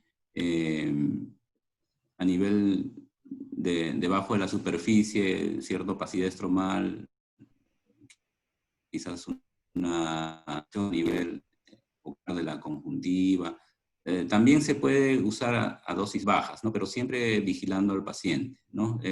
Pero más el manejo de lo que es la neurotrófica, si en caso quieren dar algún, como comentamos, es el manejo de lubricación. La lubricación es lo más importante acá, después seguida por, si con esto no mejora, se puede seguir los siguientes, ¿no? El plasma rico en plaquetas, suero-autólogo. Si vemos que después de 2 o 3 semanas una úlcera neurotrófica no va bien, se puede ir aumentando los siguientes pasos, ¿no? En la tetraciclina, de preferencia, si quiere darle algún antibiótico profiláctico y ve que la córnea tiñe, ¿no?, para prevenir la sobreinfección, se podría dar en las noches. Y de preferencia, si quiere usar corticoides, la verdad es que no lo usamos así tan seguidamente. Si lo doy, lo daré en gotas y un corticoide suave y vigilando si es que se va empeorando esta lesión, ¿no?, de la neurotrófica, ¿no? Gladys Delgado.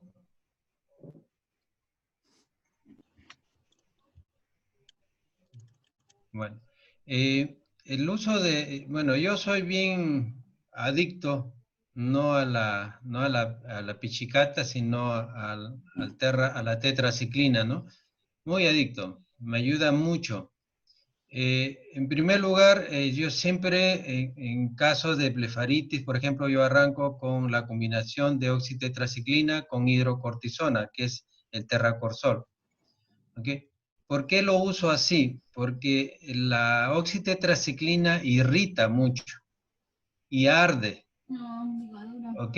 Entonces, para que disminuir esas molestias y esas reacciones, uso la combinación de oxitetraciclina con la hidrocortisona. Si veo que ese paciente va a necesitar por mucho, mucho tiempo la oxitetraciclina, comienzo con eso como para que el paciente se vaya acostumbrando al uso y a las pocas molestias, y después de unas semanas voy alternando ya la oxitetraciclina sola o con sus otras combinaciones con la polimixina, y las alterno oxitetraciclina con oxitetraciclina con hidrocortisona. Y poco a poco voy eliminando la presencia de la hidrocortisona y me quedo únicamente ya con la oxitetraciclina por mucho tiempo en los casos de blefaritis. En los casos de las neurotróficas, el problema, así siempre andamos en controversia en el servicio, porque en las neurotróficas yo casi no uso gotas, uso geles y uso ungüentos, con la finalidad que se mantengan más tiempo en la superficie, porque las gotas, encima que el paciente no parpadea, encima que lleva mal su tratamiento,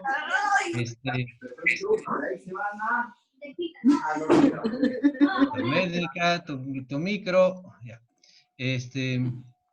Encima que no parpadea, la irregularidad de la superficie corneal hace que las gotas no permanezcan mucho tiempo, salvo que usen gotas o lágrimas artificiales espesas en concentraciones altas de carboximetilcelulosa en concentraciones altas, por ejemplo, ¿no? Sí, Amelia, ahorita entro, ¿ok? Entonces esa es la idea. Sí, sí, o sea, yo sí uso la oxitetraciclina, la uso bien, constantemente en la mayoría de los casos porque me ayuda bastante. Amelia, ¿cómo está, doctorita? Estamos pidiendo tu ayuda y tu presencia porque en los casos donde ha habido una iritis por herpes, o sea, se ha acompañado de una queratoveitis por herpes, hay dos cosas. Uno, si es que van a usar con ese antecedente antivirales orales en un paciente que va a ser operado de catarata, si es necesario o no es necesario. Mira, las recomendaciones de las cirugías de catarata complicada está producida por herpes con lesiones que nosotros las reconocemos cuando hay a nivel del iris, y las otras son las toxoplasmosis. Y la literatura dice que en ambos casos debe. Y un reporte yo leí que ¿por qué se daba en el herpes? Recordemos que el herpes no está en el ojo todo el tiempo. El herpes está en el ganglio y sale cuando hay disminución de defensas. Y lo que nosotros damos al paciente no es una sustancia que se acumula en el organismo y luego hace función. Es, por decir, un viricida. Y el viricida actúa en el momento en que tú lo das y el momento que tú quieres hacer profilaxis. Entonces, la recomendación era dar profilácticamente el aciclovir, en el caso de nosotros, y observarlo durante 2 semanas. Si es que hay riesgo de recidiva y usted ve en el paciente que puede haber riesgo, le puedes dar más tiempo. Pero en los casos que solamente has hecho cirugía, has manejado el ojo va bien, qué sé yo, puedes darle profilácticamente 2 semanas. Entonces, nosotros hacemos eso. Ahora, muchas veces se harían también de inflamación, en todos los casos, pero en algunos. Y preferimos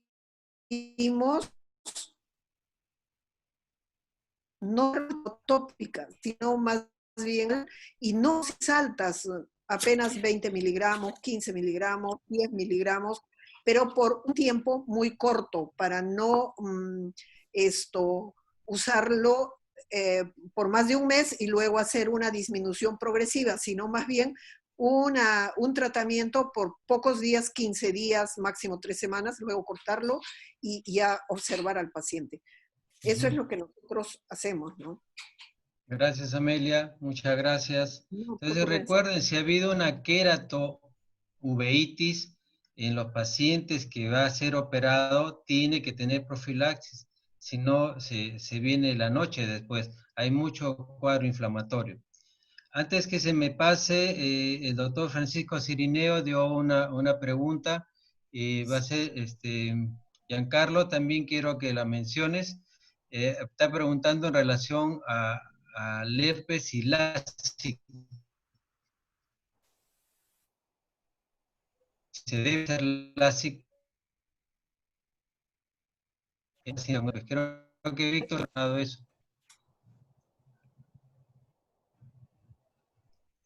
¿Aló? Sí, sí, aplicó contraindicado, ¿no? Es porque tanto PRK o la SIG o cualquier... Porque de hecho se va a reactivar el virus, no, de preferencia no hacerlo, ¿no? Así sea epitelial, peor si es el estromal, ¿no? Sería correrse un riesgo mayor, ¿no? Así es. No es conveniente, doctor Cirineo, usar LASIK en un paciente que ha tenido herpes, porque si se reactivara, se va a reactivar de repente en el estroma y ese flap va a tener problemas después. Entonces no es conveniente LASIK en un paciente que ha tenido herpes. ¿Ok? Giancarlo, ¿tú mencionaste algo por ahí? Sí, doctor. Sí, yo había encontrado reporte de casos de pacientes que tenían antecedentes de queratitis herpética y a los que se les había sometido a cirugía de LASIK. habían hecho recurrencia de la enfermedad. Y bueno, en ellos recomendaban, ¿no?, el uso de el tratamiento antiviral antes de la cirugía y durante y después, ¿no?, que se mantenga. Así es. Sí, o sea, Doctor sí, Mesías, ay, sí. ¿Quién fue? antes de pasar a la siguiente pregunta, también el doctor Chipana está levantando la mano. A ver, Joseph. No, no, solo era hace un rato que estuvo hablando el doctor Mendiola sobre, y bueno, y también ya habló también la doctora Cerrate, sobre el uso de lo que viene a ser corticoides sistémicos, ¿no? Bueno, a eso también iba a referir a mi pregunta. Hace un momento que usted me pregunté si el uso de lo que viene a ser corticoides en compromiso estromal, necrotizante. Bueno, pues, porque justamente tenía esa duda, porque por algunos lados, en la literatura sobre todo, había encontrado que en estos casos lo que se indicaba era corticoide sistémico, ¿no? En zona vía oral. Sin embargo, en otros casos de ponentes también muy, se podría decir, importantes, mencionaban que ellos utilizaban el corticoide tópico, ¿no? La prednisolona en gotas, ¿no? O dexametasona en su país, ¿no? Entonces, bueno, quizás no había ver eso, depende de cada uno. El otro mencionó justamente que sí se podía utilizar la prednisolona tópica, ¿no? En algunos casos sí bueno, le decía, ¿no? Había esa duda, ¿no? Que a veces en casos de endotelitis muy severas, en el caso de compromiso estromal, ¿no? También utilizan lo que viene a ser el corticoide sistémico. Y más bien, una consulta así quisiera hacerles, ustedes que han visto muchos casos, si tenemos estos casos de muchas veces de úlceras corneales, que nosotros pensamos que es herpéticas, ¿no? Y que muchas veces nos damos, en teoría, pues a la semana deberían ya estar cerrando, pero vemos que ya va 1, 2, 3, 2 semanas y no cierran, ¿no? Si en algún momento consideran tomar una muestra de microbiológico, o en qué momento si consideran tomar una muestra microbiológica pensando en alguna sobreinfección, ¿no? O si esperan que siga, ¿cuánto tiempo esperan a que haga efecto el tratamiento antiviral? Víctor, ¿quieres? A ver, más o menos una infección por herpes, en el mejor de los casos, debe a la semana o 10 días ya estar completamente repitelizado, ¿no? Y uno se da cuenta cuando ya la lesión tiene una imagen de clave Morse, ¿no? O sea, puede ser punto, raya, punto. Quiere decir que está yendo muy bien. Pasados se debe esperar por lo menos mínimo 14 días, ¿no? Si vemos que pasa de 14 días una infección epitelial, ¿no? Y vemos que no está curando,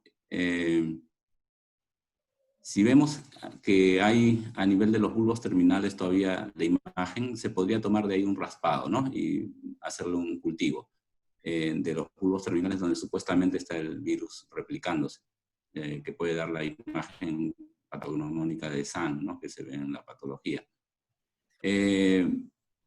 Y más bien también debemos pensar, si pasan los 14 días, ya ir sospechando de una resistencia, porque sí se describe en la literatura de resistencia a la aciclovir, ¿no? Ya sea oral o tópico, ¿no? Entonces podríamos quizás cambiar por otro antiviral o quizás combatir algunos factores que están asociados, ya sea una blefaritis crónica, algo no está funcionando bien, rosácea, ocular, ¿no? Diferentes factores que pueden estar haciendo que una queratitis epitelial no cicatrice pasados los 14 días, ¿no? Lubricantes, inclusive el aciclovir mismo es tóxico al epitelio, a veces puede dar unas falsas pseudodendritas, ¿no? Entonces eso también tenemos que sospechar mucho de eso si vemos que no cicatriza. Cambiar el aciclovir quizás por un ganciclovir podría ser, y vía oral, si puede conseguir valciclovir también sería ideal, ¿no? Y quizás intentar eso, ¿no? Hay una cosa importante, Amelia, un ratitito, discúlpame. Hay una cosa importante. Una cosa es tener una úlcera sobreinfectada y otra cosa es tener una úlcera porque el epitelio a nivel de la lesión herpética se perdió o se cae rápidamente. Entonces son dos situaciones diferentes. Más bien, siempre he chocado con el miedo que se tiene a usar corticoides en las queratitis estromales con úlcera, ¿ok? Entonces, inclusive alguna vez algún residente hace muchos años me dejó la historia, ¿no? Era residente de segundo o tercer año creo, me dice, doctor, ¿le va a poner corticoide a este paciente con úlcera? Sí.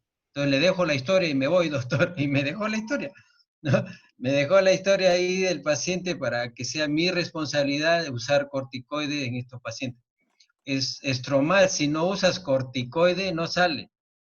Entonces tienes que tener el cuidado que cómo va a ir el epitelio.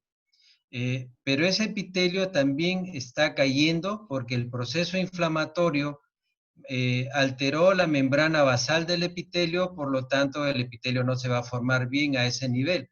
Entonces, si ustedes bajan la inflamación estromal, el epitelio se va a cerrar, que es diferente a una sobreinfección donde ya tienes todas las características de una infección corneal, ¿no? Con más, más inflamación, secreción, etcétera, ¿no? Esa es otra cosa. Y en esas situaciones sí. Y lo que mencionó Víctor, el aciclovir, su manera de actuar es entrando a la cadena de la R mensajero, ¿ok?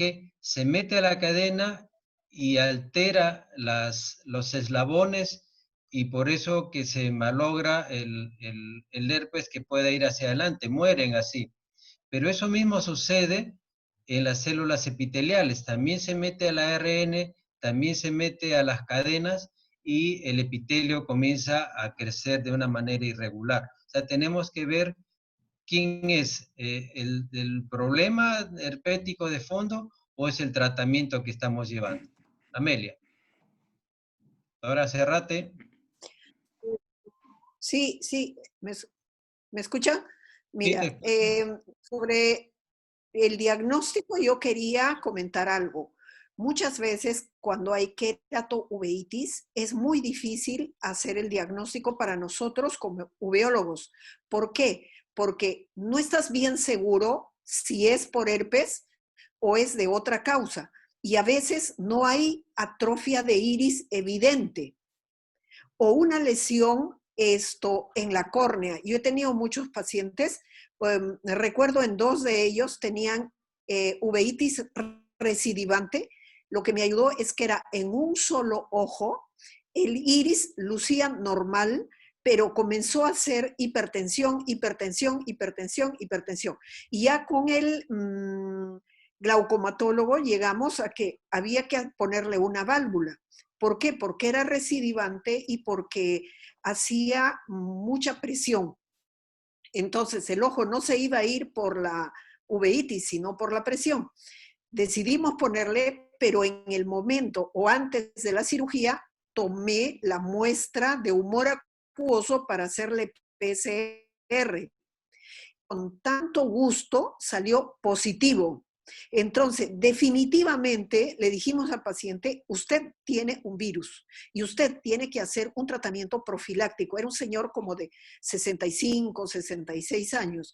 Entonces, esos exámenes son sencillos de tomar la muestra, qué sé yo, pero hay que decidirlo y hay que hacerlo. ¿Para qué? Para llegar a un diagnóstico y luego hacer un manejo racional, porque si no, estos pacientes son muy difíciles de manejar. Es lo que quería agregarles. claro. Gracias. Gracias, doctora. Gracias, doctora. Así como mencionaba Giancarlo, acuérdese que el herpes da trabeculitis. Y la trabeculitis es la causa de las presiones altas en estos pacientes. Entonces, en un paciente que ha tenido una queratitis herpética, es muy difícil tomar la presión con los tonómetros.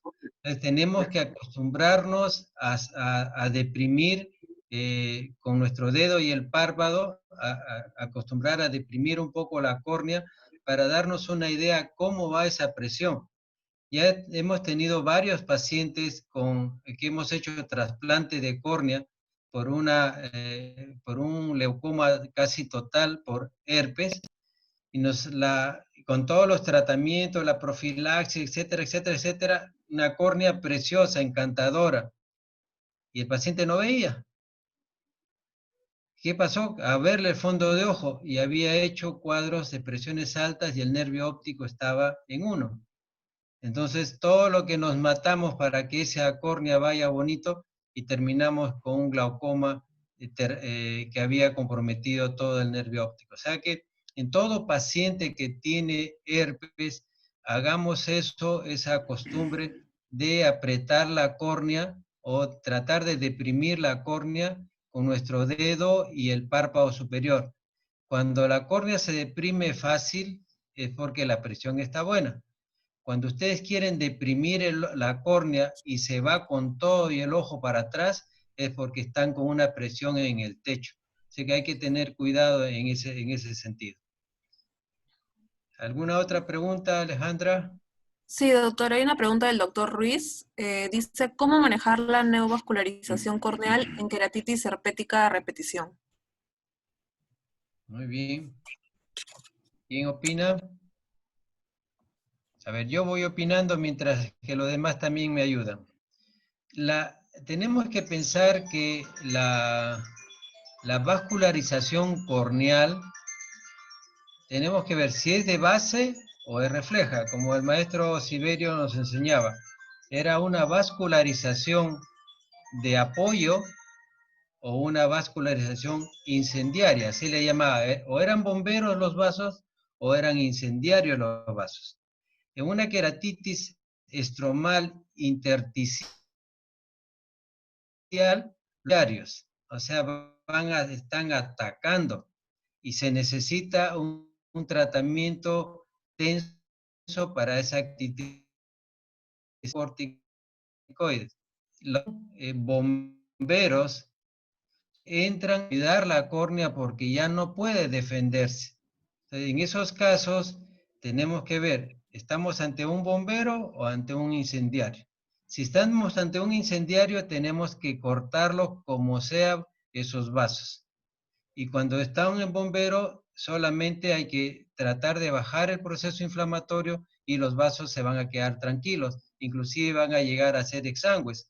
Y eso también, la presencia de los glóbulos rojos en los vasos nos dice, y el grosor y la congestión de glóbulos nos dice cómo está yendo nuestro tratamiento.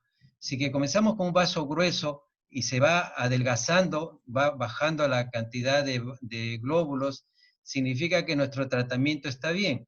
Si no, tenemos que aumentar nuestro tratamiento principalmente de corticoides. Se habla también ahora de usar rayos láser para matar los vasos que están entrando. Otros están usando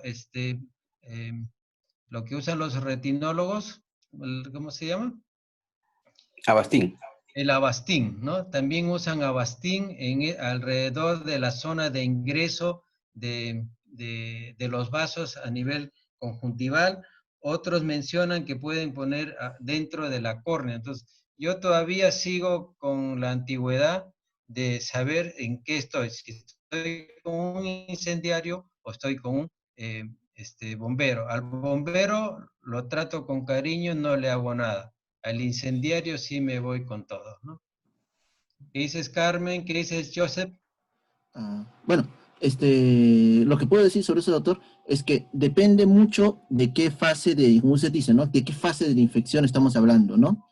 Tenemos que recordar que, como mencionaba justamente el doctor Lacio, al inicio de la infección por queratitis es todo un complejo inmune muy importante. Es alguna característica de lo que te viene a hacer el infección por herpes es la gran activación que da a través de las células inmunes, principalmente de CD8, NK, ¿no?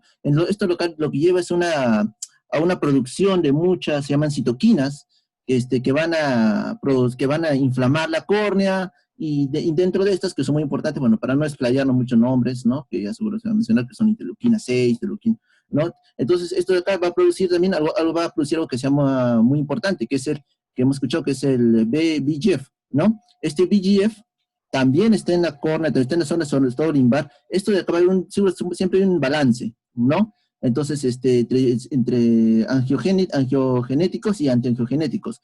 Una de las características de este herpes virus es que va a romper este balance. Va a romper el balance de angiogenéticos y antigenéticos en lo que se llama un switch angiogenético, y que va a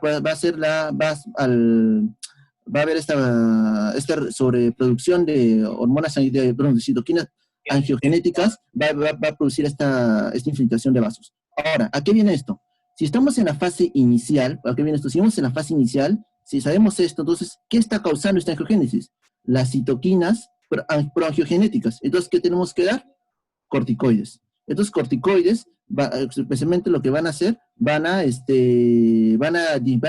recuperar este balance angiogenético y va a evitar que estos vasos entren. Ahora, si hablamos ya de procesos crónicos, ¿no? Ya crónicos, donde ya se rompió este balance, estos vasos ya crecieron, ya hay una neovascularización corneal ya definida, lo que viene a ese nivel corneal, quizás en esos casos es lo que estaba justamente mencionando el doctor Ruiz también, de que ya hay otras técnicas, ¿no? Ya no sé, en este caso los corticoides, ya el cuadro no está activo, ya no hay una activación del cuadro, no hay citoquinas, ya que ya se establecieron estos vasos, ya en estos casos es donde se utilizan otro tipo de medidas, como lo que viene a ser, menciona usted, el anti-VEGF, el Avastin, que algunos lo ponen intraestromal, otros lo ponen subconjuntival, otros utilizan lo que viene a ser la diatermia con aguja fina, en lo que pasan una aguja, por ejemplo, de nylon 10-0, pasan la aguja, nomás solo la aguja, y luego hacen una cauterización muy baja, con 1 o 2 nomás, de potencia en la zona de la vascularización para cauterizar el vaso, ¿no? Antiguamente, algunos también utilizan lo que viene a ser la terapia fotodinámica, también para lo que viene a ser la vascularización. Eso en realidad me ha ayudado, yo lo he utilizado, me ha ayudado en lo que viene a ser trasplantes corneales, ¿no? Antes de realizar un trasplante corneal en un paciente posherpético, con neovascularización, utilizamos nosotros lo que viene a ser, la terapia fotodinámica, pero más que todo nos ayudó lo que viene a ser la cauterización. Lo cauterizamos antes del trasplante, unos días antes lo cauterizamos, hay una retracción, y luego después realizamos el trasplante. No vimos esa vascularización tan rápida que muchas veces lo vemos en los pacientes trasplantados, ¿no? Trasplantados por herpes, ¿no? Es mi experiencia. Sí, es muy importante lo que acaba de mencionar el doctor Chipana, para saber qué tipo de vasos también, porque cuando hacemos un trasplante y los vasos han sido vasos de auxilio, van a desaparecer solitos después que hemos hecho el trasplante, porque ya hemos quitado quienes estimularon la vascularización.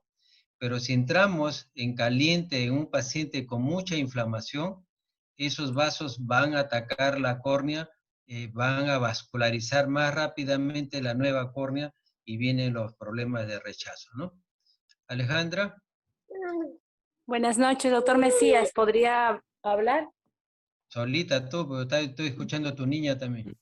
Sí, aquí están los dos. Disculpen un momento. También quieren opinar de herpes. También están aquí. Buenas noches con todos. Doctor, respecto a la vascularización corneal, pues yo sobre todo lo que más he usado y tengo experiencia es en el Avastin, ¿no? El detalle, sobre todo intraestromal, el detalle es en qué momento usarla, y como la mayoría opina, es usarlo ya cuando el cuadro está apagado, cuando tenemos vasos ya después del proceso inflamatorio, de acuerdo a las diferentes causas, pero ya pasó el proceso activo y quedó como secuela estos vasos, ¿no? Ahí es que se está indicando, o por lo menos yo he usado el Avastin. He tenido buena respuesta, tampoco excelente, tampoco es que la maravilla que va a desaparecer, pero sí disminuye bastante los vasos. Y a esto aunado, además, tratamiento corticoideo, como se mencionó, incluso inmunomoduladores tópicos como tacrolimus, esos tres me están dando buenos resultados para esos vasos, pero ya como secuela, no en el momento activo. Bien, Iglesita, gracias. Alejandra, ¿alguna otra? No, doctor Mesías, esas son todas las preguntas. No hay más preguntas. Muy bien. Gracias, de verdad, muchas gracias a todos por haber estado. Giancarlo Lacio, doctor Víctor Espinosa, doctora Serrate, por participar. Pedrito, como siempre, gracias por organizar las cosas. Y en nombre del doctor Mendiola, jefe del departamento, y todos los médicos de planta de enfermedades externas, córnea y refractiva, le agradecemos su presencia. Ya nos vemos otro día. Gracias, hasta luego. Gracias. Hasta luego.